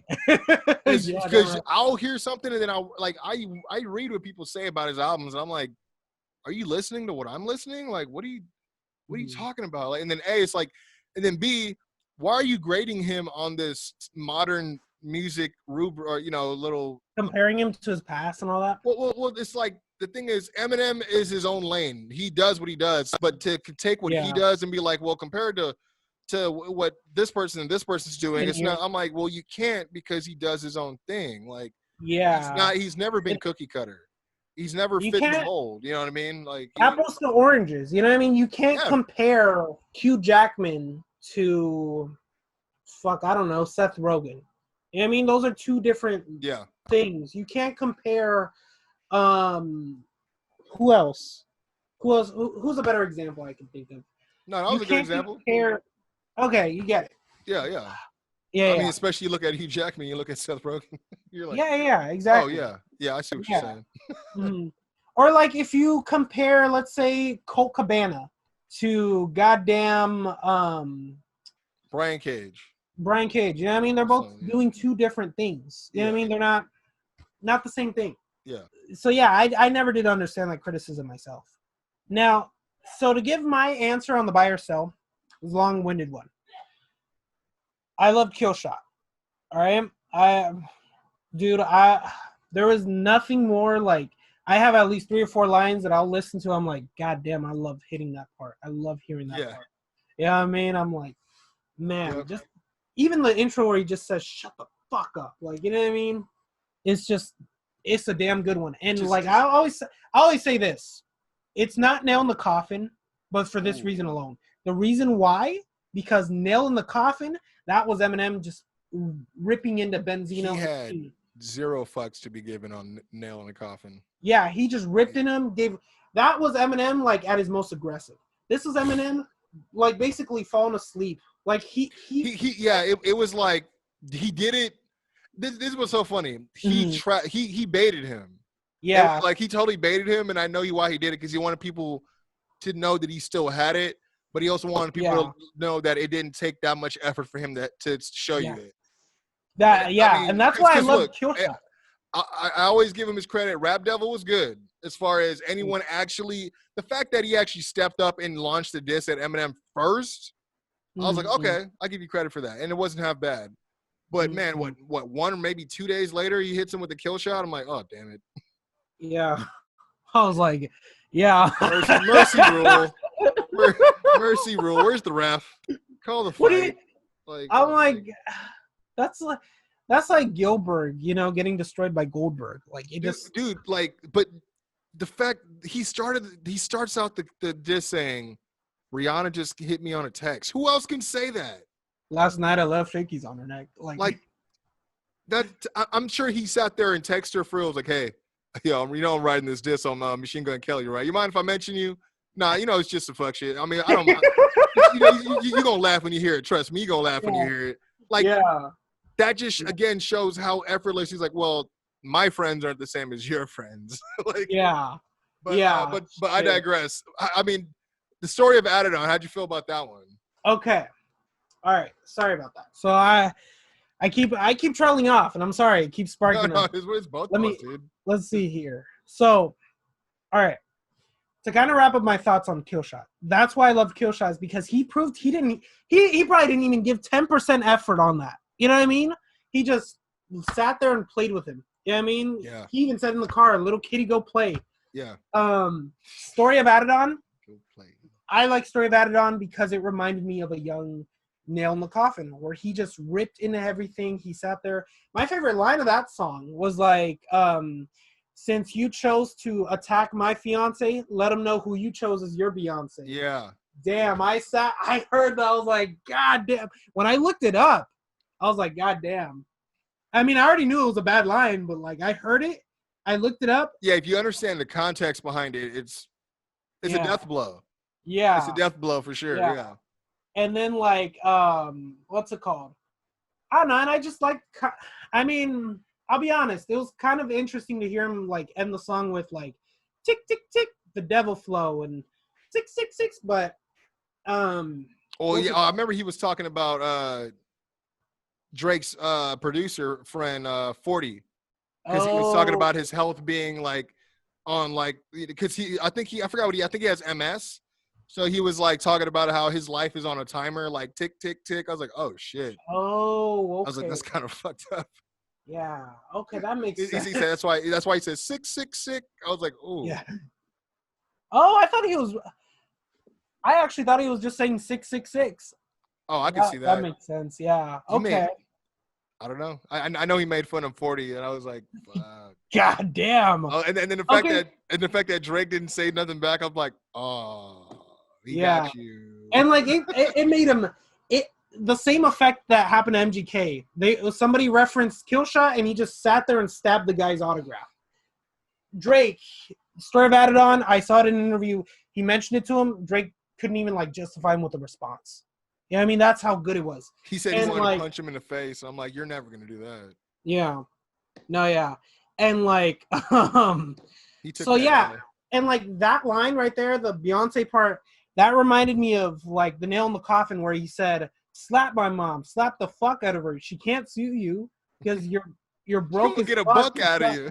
Yeah, and I was just like, fuck. Oh, man. Like, you know what I mean? That's the type of shit. You know what I mean? I forgot about that line. Damn it. Yeah. Oh, man. So that's why I'm like, dude, like it got vicious. It was just more vicious. Eminem's was more technical, and I respect that. I love it. You know what I mean? He was toying with him. Yeah. Yeah. I mean? Like, if Eminem had really brought back like the nail in the coffin, hell, if he went and brought back that beat, that already just destroys MGK. Man. But yeah, so like I like that. I like Killshot, but man, as much as I love Eminem, I gotta sell on Eminem just this one time, and I gotta buy on the story of Adidon because of like just some of the lines they just hurt a little more. You know what I mean? MGK, he just and like I said, you know, Pusha T's a hell of a rapper, so he did spank him. Like he gave him like a much needed reality check. Yeah, I definitely will agree on that. Yeah, I mean, yeah, and those two diss tracks, they're up there. Like, I'm not saying one is better. Like, I'm not saying one is lesser. I'm not saying Eminem's like. It's different context for both, but they're both awesome. Yeah. Yeah. That's what makes this buy or sell a little bit difficult. Yeah. And I know I just had to because man, I was like, I know you're a big hip hop head, and only you would know. Eddie Enigma, he likes rock, so you know.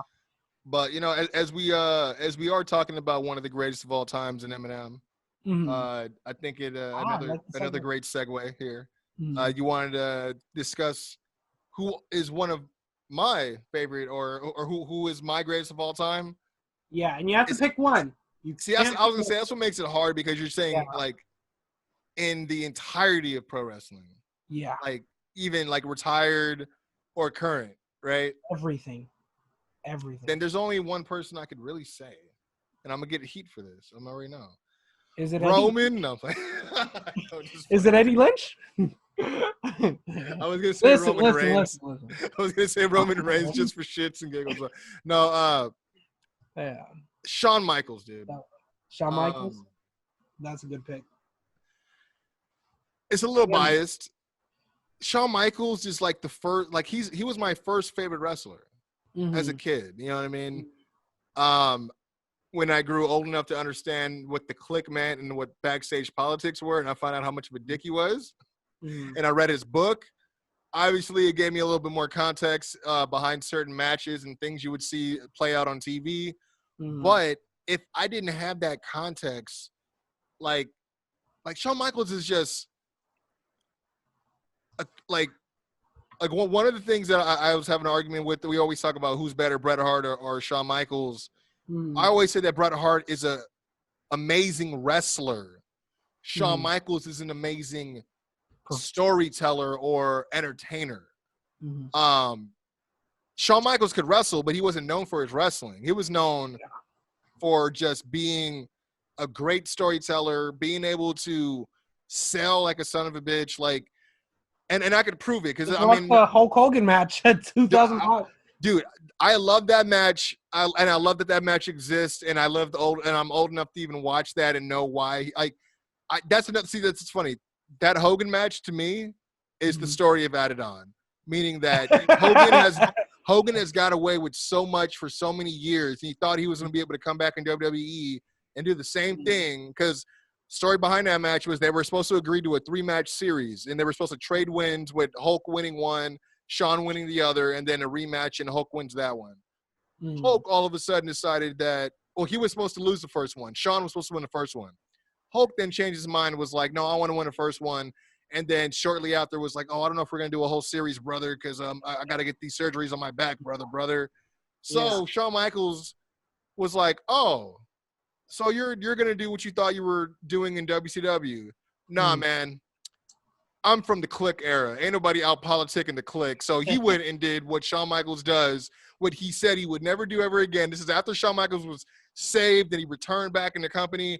This is why I loved it, because he showed that, everyone says, oh, a snake never, it never truly sheds his skin. I'm like, no, Shawn did this. This was 100% just due. Like, that's why I love that match, because Hogan can't do anything about it. He thought he was going to run that match. If you look at it, Shawn is really running the match. Yeah. Like, you know what I mean? He has to wait. He has to wait to react to Shawn and his over the top. Like, it's so fun. I mean, I know he gets shit for being unprofessional, but I mean, the part that it's funny you bring that match up. The part that really made that match for me, that sold me, was the part where Hulk Hogan does the "you" and then Shawn just looks at him like, what the fuck are you doing? He just no-sells him. Oh my God, yes. Like, I love that. And then when he hits him with the boot off the rope and he falls on the floor and then gets back up and then falls on the floor again. I was like, this is awesome. This is just so great. Like, this I remember when I think he got him in the what do they call it?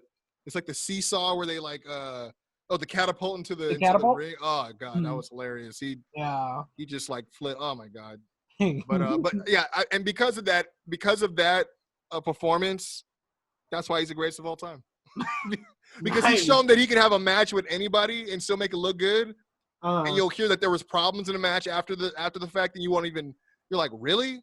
And then there's times like this where he has to teach somebody a lesson, and he doesn't crack a smile or break character once, but he's gonna go over the top.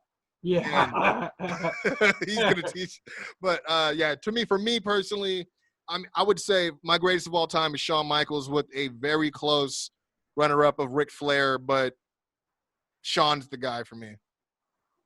He just ticks the boxes for me as far as again, it's biased for me to say that because he's the reason why I fell in love with wrestling, 100%. Nice. And the match that I will give my pick for the match of the week, that's the match that made me fall in love with Shawn, and I'll explain why. And but yeah, the floor is yours, sir. Who is your greatest of all time? I'm interested to hear this. It's okay. Thing is, when you listen to this, you base your criteria on, many things, right? Absolutely. Typically, it's who you grow up on and stuff. So, I don't know if you're going to agree with me on this. You're probably not going to like it. I'm kind of nervous to say it. Eddie, no. How could you, Eddie? My greatest of all time is Seth. Just kidding. Totally. I like how I go Roman and you go Seth freaking Rollins. Oh man. Okay, you got me. You did get me. You got me. I was like, really? I'm like, out of everyone he could. I'm like, okay. I was like, hear him out. Hear him out. I would never. No. See, okay. Now let's get down to some brass tacks here. I don't even know what that means, but I've heard it. No, what's funny? My brother loves to use that all the time. Brass tacks? Let's get down to brass tacks. He says that I learned it from him. Oh, really? And so when you said it right now, I'm like, oh man, that's cool. Doc says that a lot. Yeah. You're like, I don't know what that means. I'm like, oh, well, I don't know. Doc says it, so I'm kind of right there with you. I just know he says it a lot. I just heard it. I think it's like, let's get down to the meat and bones of the situation.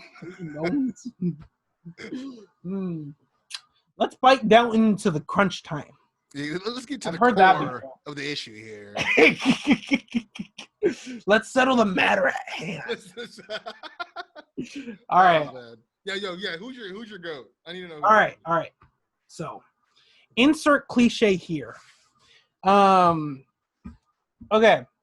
So I actually had to really think about this, because there are a lot of people that, I've thought of. Growing up as a wrestling fan, you've always been stuck to like one person usually. I have, at least. I've always, for example, I've been a huge CM Punk fan, and there was a time where there was nobody I wanted to see more than CM Punk. Yeah. There was a time where I didn't want to see nobody more than The Rock, more than Christian, more than Undertaker. So shit. Now about him. Okay, well, listen. There is this man. I thought about him. He is the one man who came to mind more than anybody for a plethora of reasons. Okay. He has made me feel every single type of emotion. I've turned on him as a fan. I have become his fan all over again. I have enjoyed his matches. I have hated his matches. I have loved his promos. I have hated his promos. I've been indifferent towards the guy at some points too. And I have sat there and I've watched his character evolve, right? And not only that, but I sit there and I've seen him, stay the same person while at the same time evolving. It's a trip. You know what I mean? Now, you follow that with how adaptable he is to multiple eras. And, there's only one man who can have the resume that he has. Even Hulk Hogan doesn't have the resume that he has. You know what I mean? And that's saying something. And that guy, for me, greatest of all time, love me or hate me for it, I'm going in with John Cena as my greatest of all time. You know what? One of the biggest points that you made for that, because it's funny, there was different people that as you were describing it, I was thinking, I'm like, I wonder who he's talking about. I'm like, I wonder if he's thinking like Randy Orton or maybe Triple H or somebody like that. Because I'm listening, you're giving me clues, with different things. Is how he said his character evolved. I'm like, oh, evolved, huh? Like evolution? You overthought that one. But yeah. But you know what? But it's important to know exactly like you have this framework for you as your as you said, your criteria. He's made you indifferent to him, laugh, cry, mad at him, what have you. If John Cena could elicit more than one response from you, emotional response from just his acting, then yeah, and his in-ring ability, then yeah, I would definitely understand why you would pick John Cena, and I wouldn't give you shit for it, because I can agree with you. When there was a time where I was very high on John Cena. I really liked him. Then I started seeing what they were kind of doing with him, how they were positioning him, how some of the stuff that I liked about him, what they started stripping away a little bit. Which for me, the whole angle was the hip hop thing, right? Obviously, I mean, it was a direct connection because I was still doing music at the time and I loved wrestling. And at the time, nobody was mixing both. But I still loved when he was coming out with the jerseys, and he had a lot of great matches. But then, there was times where I was getting sick of him and watching him and Edge wrestle for the 17th time, watching him and Randy wrestle for the 17th time, or whatever you want to call it. But then he's also had times where, oh, you know what? That was a good promo. Then, oh, that was a bad promo. Oh, that was a good match. He didn't need to do that. Why did he do that? But he can elicit these responses from me as well. So you know what? I had to give it to you for that pick. It's a hell of a pick for sure. Yeah. John Cena arguably could be, he'd at least be within the top 10 of the greatest for sure. Undoubtedly. I would have to say. And, it's like, the thing is, nobody can handle what John Cena's handled. You know what I mean? The guy is, and I mean that both figuratively and literally, because dude, yeah, the guy schedule is ridiculous. Like he's he's almost like the Eminem, as far as I don't even know how to just his work schedule and what he does, his regimen, his routine, and everything he does for WWE is ungodly. No one else would be able to cut a schedule like John Cena for sure. Yeah, and the thing even more so than that, just look at his recovery time. That too, yeah. They said he's gonna be out in a year. He comes back in 6 goddamn months. For you know what I mean? The Royal Rumble, right? Yeah. Yeah. Ridiculous. And like that's just how impressive John Cena is. That's how hustle. Like we mentioned him earlier. Of course, everyone knows him as RJ Wallace, but you know, Jamal said this story about him. He came to SmackDown Live an hour earlier, right? And now, like 2 hours before the show. And he sat there and he talked to Jamal in full gear and everything. And he said, like, I forgot what he said to him. But he sat there and showed that he was ready. And Jamal just, you know, flabbergasted, completely couldn't believe that he, because it's a regular SmackDown. Yeah. Yeah. And everybody and other people are just like, you know, they're wearing gym shorts or whatever. John Cena, that is dedication. Full gear. That is a man right there. First one there, last one to leave, as he always says. Yeah. Yeah, exactly. And you know what? Like, I have always subconsciously carried that with me. You know what I mean? When I was wrestling, I was the dedicated one. You know what I mean? I wasn't the greatest at my wrestling, but I always did my damnedest. You know what I mean? And that's one thing John Cena taught me. You know what I mean? And I can't hate on John. I mean, there's several people that wish he turned heel, which I think would have gave him a different dynamic in terms of who John Cena can be and what he can offer to the product. You know. Yeah. I don't know if we'll ever see a heel turn, but I don't think he necessarily needs it to complete this full circle of his career. I mean, he's done everything. He's proven that he's willing to do other things for other guys too. Yeah. There's been also stories of him holding other people back. I mean, I'm not going to get into that stuff, but he's owned most of his mistakes, you know, when he's been wrong about certain things as well. Yeah. I mean, you talk about him and The Rock. He apologized for that too. Yeah, I was going to say, like, the amount of, like, dislike he had for The Rock, and then now he's essentially in his shoes now in Hollywood. So he's understanding exactly the same kind of, issues in the journey The Rock was taking at the same time. You know, you don't see John Cena as much anymore, and it's a whole lot like The Rock, ain't it? So it's John Cena. Like I said, he's again with the comparison to Eminem, a one of one. No one else like John Cena. I mean, just work ethic, bar none. You know what I mean? So I definitely can agree why he would be definitely within top 10 discussion for greatest of all time. And the thing is, those are just 2 reasons alone. You know what I mean? That's not even like scratching the iceberg, the surface, whatever you want to call it, for why. You know what I mean? I mentioned earlier he's adaptable to multiple styles and multiple people.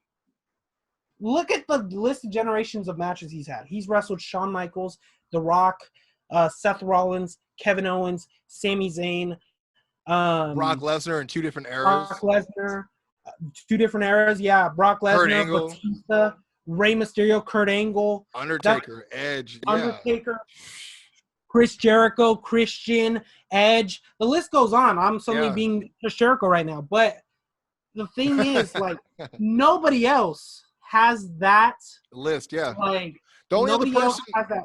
I think the only other person is like a guy like Triple H, who is another guy that's across the board in different eras, but he's been in it longer than John, so that's kind of understandable too. You know what I mean? But and his resume says a lot. Yeah, Batista's another guy. Batista's another guy he used to wrestle too. Yeah, and he's had all those matches are phenomenal. You know what I mean? He's had phenomenal matches with all of those people at least once. You know what I mean?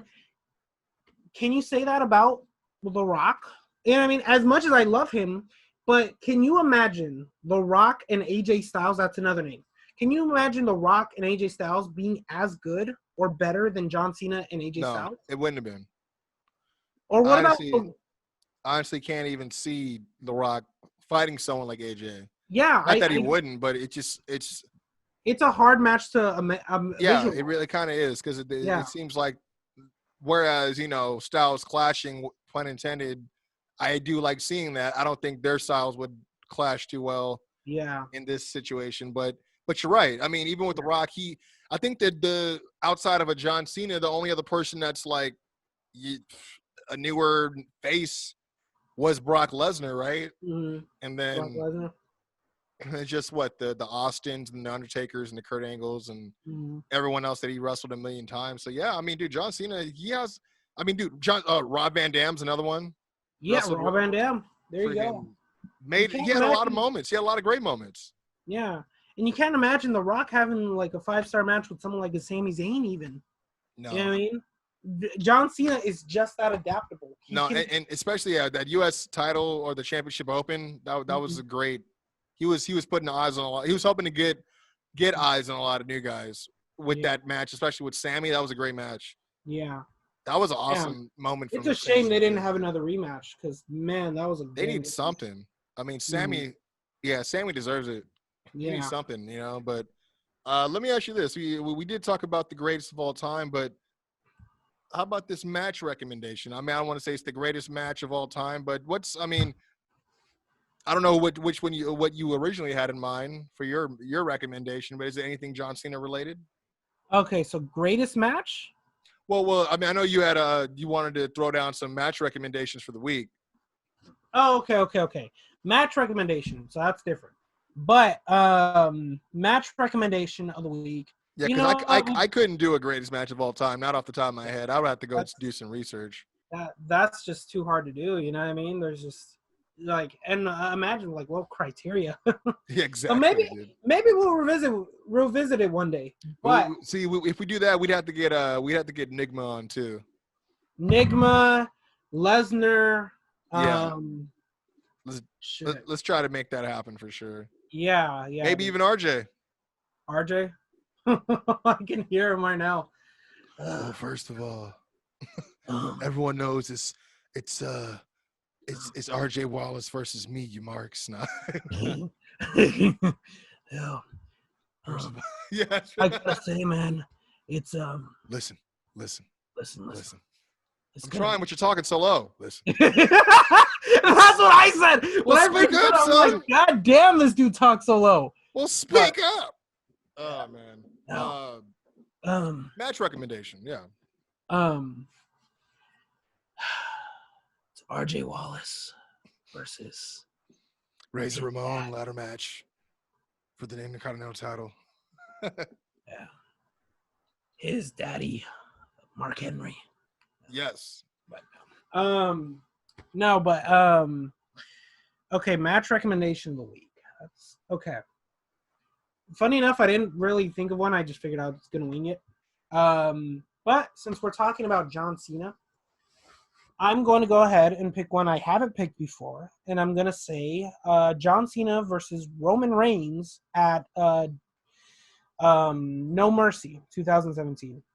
That was a damn good match. Sat there, I watched the whole thing start to finish. The other day, correct? Yeah, actually, I think I went to that because I was mad. I was like, why would he win? That was the same night that Braun lost to Brock. I was mad. That was a double bad night. For me, I was happy personally. I just didn't want to see Braun succeed. I wanted Braun because it was like, okay, if he doesn't win this night, then he should never ever get a chance after this because that would have been the moment. And then they totally blew it, and I'm like, all right, whatever. But I did like the build of that match. John Cena and Roman Reigns. Yeah. They had a lot of promos talking shit on each other, and they were kind of shooting a lot on their promos. Yeah, and see, okay, my criteria. We'll just get into the greatest match of all time right now. It has to be great build and great storytelling in the match and just fun all together, right? This match, not saying that it is, but it can be a contender just for that criteria alone because it had me on everything. You know what I mean? I was watching this match. I was watching this at a time where I found myself completely complaining about the product. You know what I mean? And this was the saving grace. John Cena and Roman Reigns, two names I never thought I was going to ever get behind. Right? Love the NWO shirt. Thank you, sir. I'm still here. No worries. So, by the way, I don't mind it because I was crazy enough to unhook all my headset and take the laptop with me to go get a goddamn water bottle from my fridge. I'm sorry if that distracted you, by the way. But water's important. What's it called? So water's very important. Huh? So water is important. Yeah. Okay. So I sat there and I watched this thing, right? I was biting my nails every single week watching these promos and seeing them build. It was amazing. It was an amazing build, right? Yeah. The promo, I sat there. I listened to it when I was making that John Cena tribute video that day. Man, I enjoyed that damn promo. You know what I mean? It was scathing. It was everything it should have been. This match itself, same thing. It was a damn work of art. I'll say that with 100% confidence. Even though I'm not the biggest Roman Reigns fan, I watched that match. I was like, yo, these two gave a damn good match. What I like the fact that it was a generational thing. Mm-hmm. You know what I mean? And then also you have to add the fact that, you know, Roman's cousin is The Rock, who has bad blood with The Rock, John Cena. Yeah. Mm-hmm. But it was cool because you saw, you know, John Cena brought it to light. He's like, you're the guy that they've been trying to get to bring in to replace me. I say you're not even ready yet. So it was like a lot of realism that was brought into it that got the crowd into it. And actually some people were wanting Roman to step up and kick his ass, you know, like people were actually, it kind of helped Roman get more confident. And I mean, there was even that spot where John Cena called him out for messing up his promo and it was bad. He's like, come on, get it. No, finish your promo. Come on, no, let's get it, man. I'm like, dude, man. And you see Roman visibly pissed off. Like, dude, you serious? Slammed the damn microphone and signed. Oh my god, Cena made him look like a bitch. Dude, no, he honestly did. He honestly he punked him out. But again, like we did get several great promos from Roman as a result because he knew he couldn't get shown up twice. In Roman too, because like. Roman, I think like a couple weeks after, I think Cena was like, "Do I need to knock some sense into you?" And then Roman was like, "Yeah, go ahead and do it." And then Cena didn't do anything. Yeah, he started calling him like a bitch. Yeah, he started like calling him a baby bag bitch is what he kept doing. Yeah, I mean, but the match was good. I just wish that they would have let Roman win. Yeah, and I had the same sentiment. And you'll never hear me say that ever. I wish they would have let Roman win. Yeah. I saw Roman win, right? And like I was the same way. I was like, why would they do that? You know what I mean? And then I realized why, because you know, Cena, he sat in the middle of the ring, he looked to the fans and like he had this look where he just took everything in, and I'm like, well, thank you, Cena, and thank God it wasn't his last match, but man, if that were his last match, he could have left on that. I mean, I wouldn't be mad if he left if he not that I don't want him to come back, but if the Firefly Funhouse, you know, what he just did with Bray was going to be, I mean, say if they didn't ruin the booking of Bray and The Fiend, it would have been worth it, but you know, yeah. But the booking of Bray, they messed that up. I mean, they were doing great until they had him lose to Goldberg. Oh, okay, yeah, that's what I meant to. I was wondering if you meant like currently right now. No, I mean I like what they've been doing, trying to rebuild him back to where he should have been already.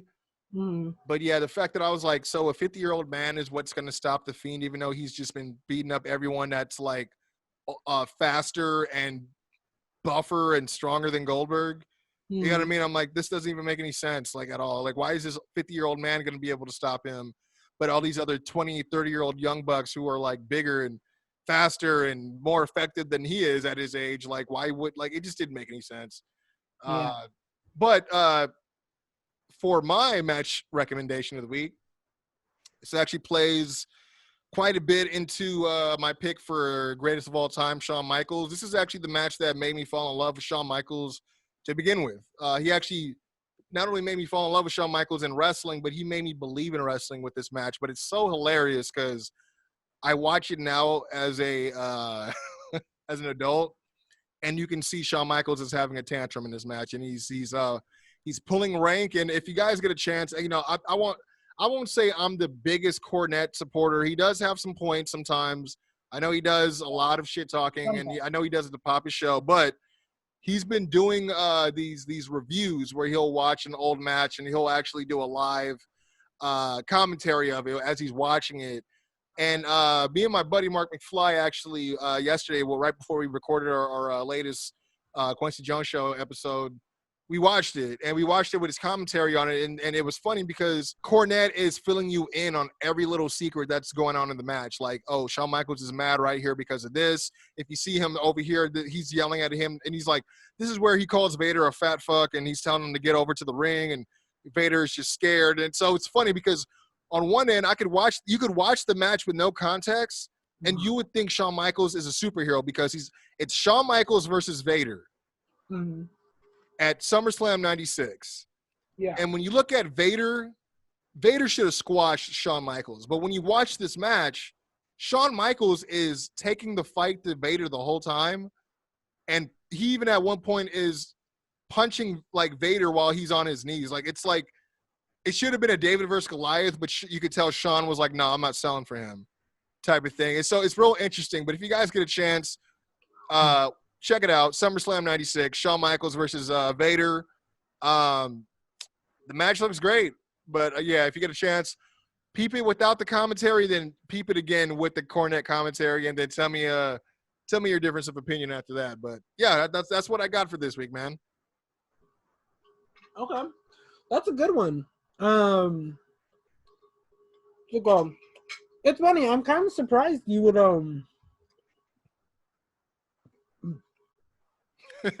I'm sorry. I got served dinner, so No, that's awesome. Yeah. What's it called? I'm kind of surprised you what's it called? You referenced Cornette. Not because what am I trying to say here? I very hardly publicly give him props, but yeah, I'll admit, when I first started hearing him rant on the indie style and what he hated about wrestling today, I was like, dude, calm the F down. It's not the old days. Just chill out. But then some of the stuff he started saying back then started resonating with me now with certain points. I don't agree with everything he says, but he does have good points. And I can't hate on a guy that can back up what at least what he's bitching about. You know what I mean? But, yeah, like I said, I don't listen to him religiously. Sometimes I like to listen to his stories and his take or his point of view on certain things that happened in WWF while he was there. You know what I mean? But yeah, I mean, I know Corny, he means well because he loves wrestling. So he thinks that it's so far gone from he fell in love with, what he's known it to be. But wrestling's going to evolve, man. Like everything else is always going to evolve. So I think there's just certain things he has to learn to accept. I think that's all, you know? Yeah, it's just, thing is, like, not a lot of people realize that he does have some points. They're just so caught up with some of the things that he does say. Yeah. No, yeah, he kind of hurts his own cause sometimes. Yeah. Yeah, and I get that. So for you to reference him, I'm just kind of surprised because, like, not too many people do anymore. I like Cornette because I do agree with a lot of his points too sometimes. Not everything, of course. You know what I mean? I was pissed off when I heard him talk the shit about Becky Lynch being pregnant. Yeah, that was stupid. That was just in bad taste, dude. Like, I understand, like, if this was back in the day and where money wasn't as good as it was today, doing what you're doing, yeah, okay, I can understand why he would say, oh, she's an idiot. She needs to still be on top. Why would she do this while she's on top? Yeah, but whatever, dude. Like, I mean, it's her body, like, shit. Let her do what she wants, Calm down, man. I mean, chill, dog. I mean, WTF, bro. I mean, just like have another cheeseburger, Jim. Calm down. Go to your drive-through. Just drive through and hit a few speed bumps while you're at it and chill out, man.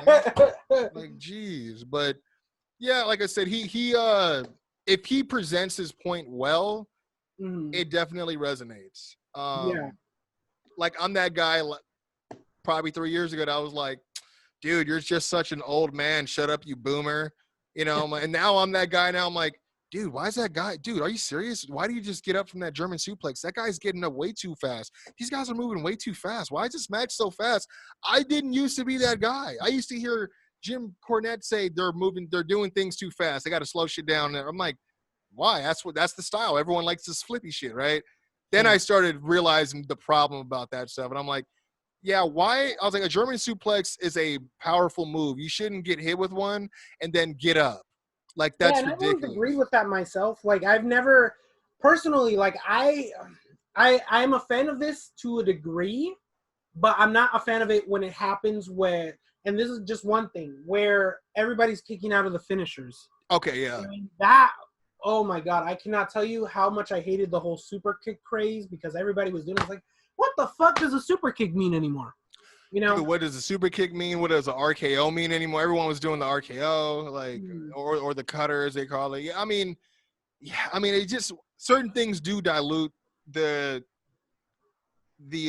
what's the word? The novelty of certain things that become so exclusive or such a sideshow. And then now it's like when everyone's doing it, it's like, all right, whatever. You know, who does Shawn Michaels ever beat with the kick? Like, for reals? But I do want to take this time, man, to thank you for inviting me again on another great episode of the podcast Legend Kill Us. Yeah. But yeah, man. I unfortunately go ahead. You have to go? Yeah, I was gonna say I do have to go out and handle some things in a bit. I do have to go and grab some dinner myself as well.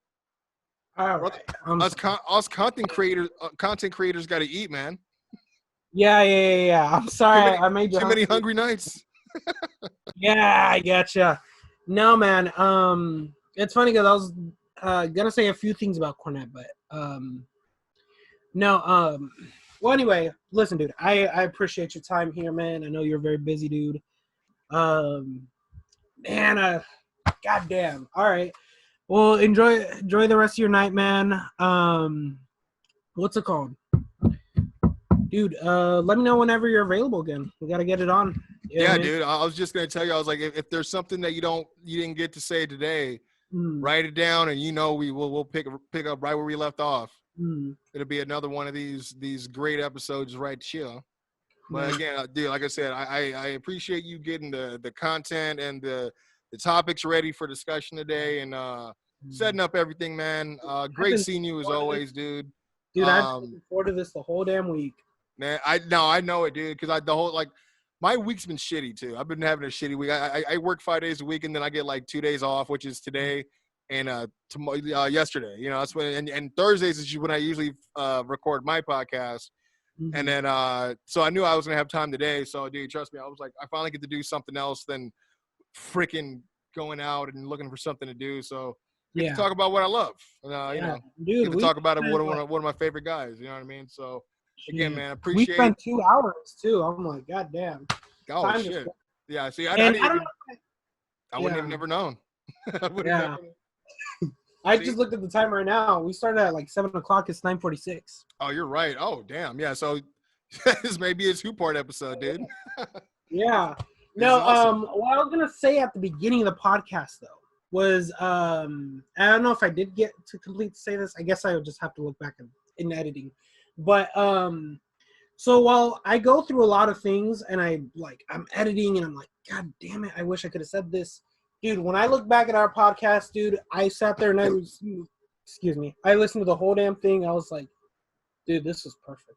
No, yeah, dude, no. Just the chemistry is perfect. No, yeah, dude. Even this right here, this is why even today was so good too, man. I had a lot of fun. Dude, first of all, I laughed like a motherfucker. So we were sitting there laughing over a lot of things today. I definitely needed that energy, man. I definitely needed the positivity. So again, dude, definitely appreciate it. We'll definitely get together again soon, dude. I'll definitely let you know when I'm available. Be sure if you guys are watching this, follow me, social media, Kwency Jones, go everywhere. And make sure you follow Podcast Legend Killers too, man. Make sure you guys are checking in, tapping in with the content. Man. If you guys, matter of fact, how about this? If you guys are watching the show, and I know you are, make sure if you have a suggestion for something that you like to see him talk about or debate, because we were doing those debates for a little bit too. Yeah. Let him know, man. Let him know. Let him know what you guys are thinking. I know he would love to hear it. So. DM me on Instagram, Podcast Legend Killers, no underscores, so it's a lot easier to find now. You know what I mean? This dude right here, he plugged me last time, so I'm gonna plug him. Dude, you talk about work rate, you talk about wrestling. I try, centered. Man. This is the guy. You know what I mean? I try. Like I try to be as disciplined as I can, but this is the dude you need for insight. I appreciate you for saying it. I try to do as much as I can, man. Like I said, I fell in love with wrestling at a young age. Never fell out of it. We got a love-hate relationship, but the fact that I get to do so much with it now, it really is empowering. It's really cool.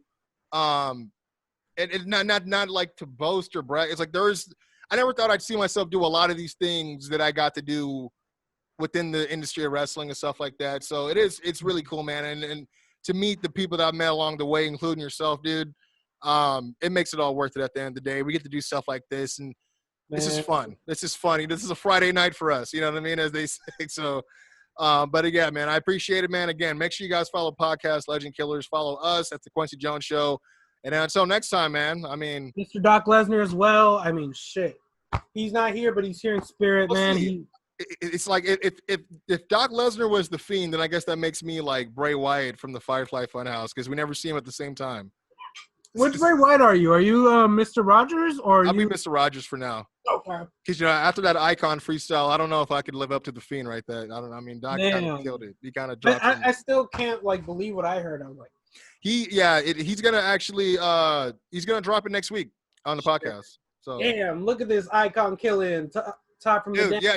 You know what was awesome about that song is he sent it to me and then he sent me the video with Sting in it. I was like, oh, I get so much more of what you're trying to say now. I'm like, I already thought it sounded cool. And then when he had like the video to go with it, I was like, oh, so you were Icon chilling in the rafters. I'm like, okay, that's Sting. Okay, I like this. Yeah, I love the Hollywood hacks and the yes. That was awesome. Yeah, that was awesome, man. But yeah, man, again, thank you, everyone. Shout out to everyone out there. And until next time.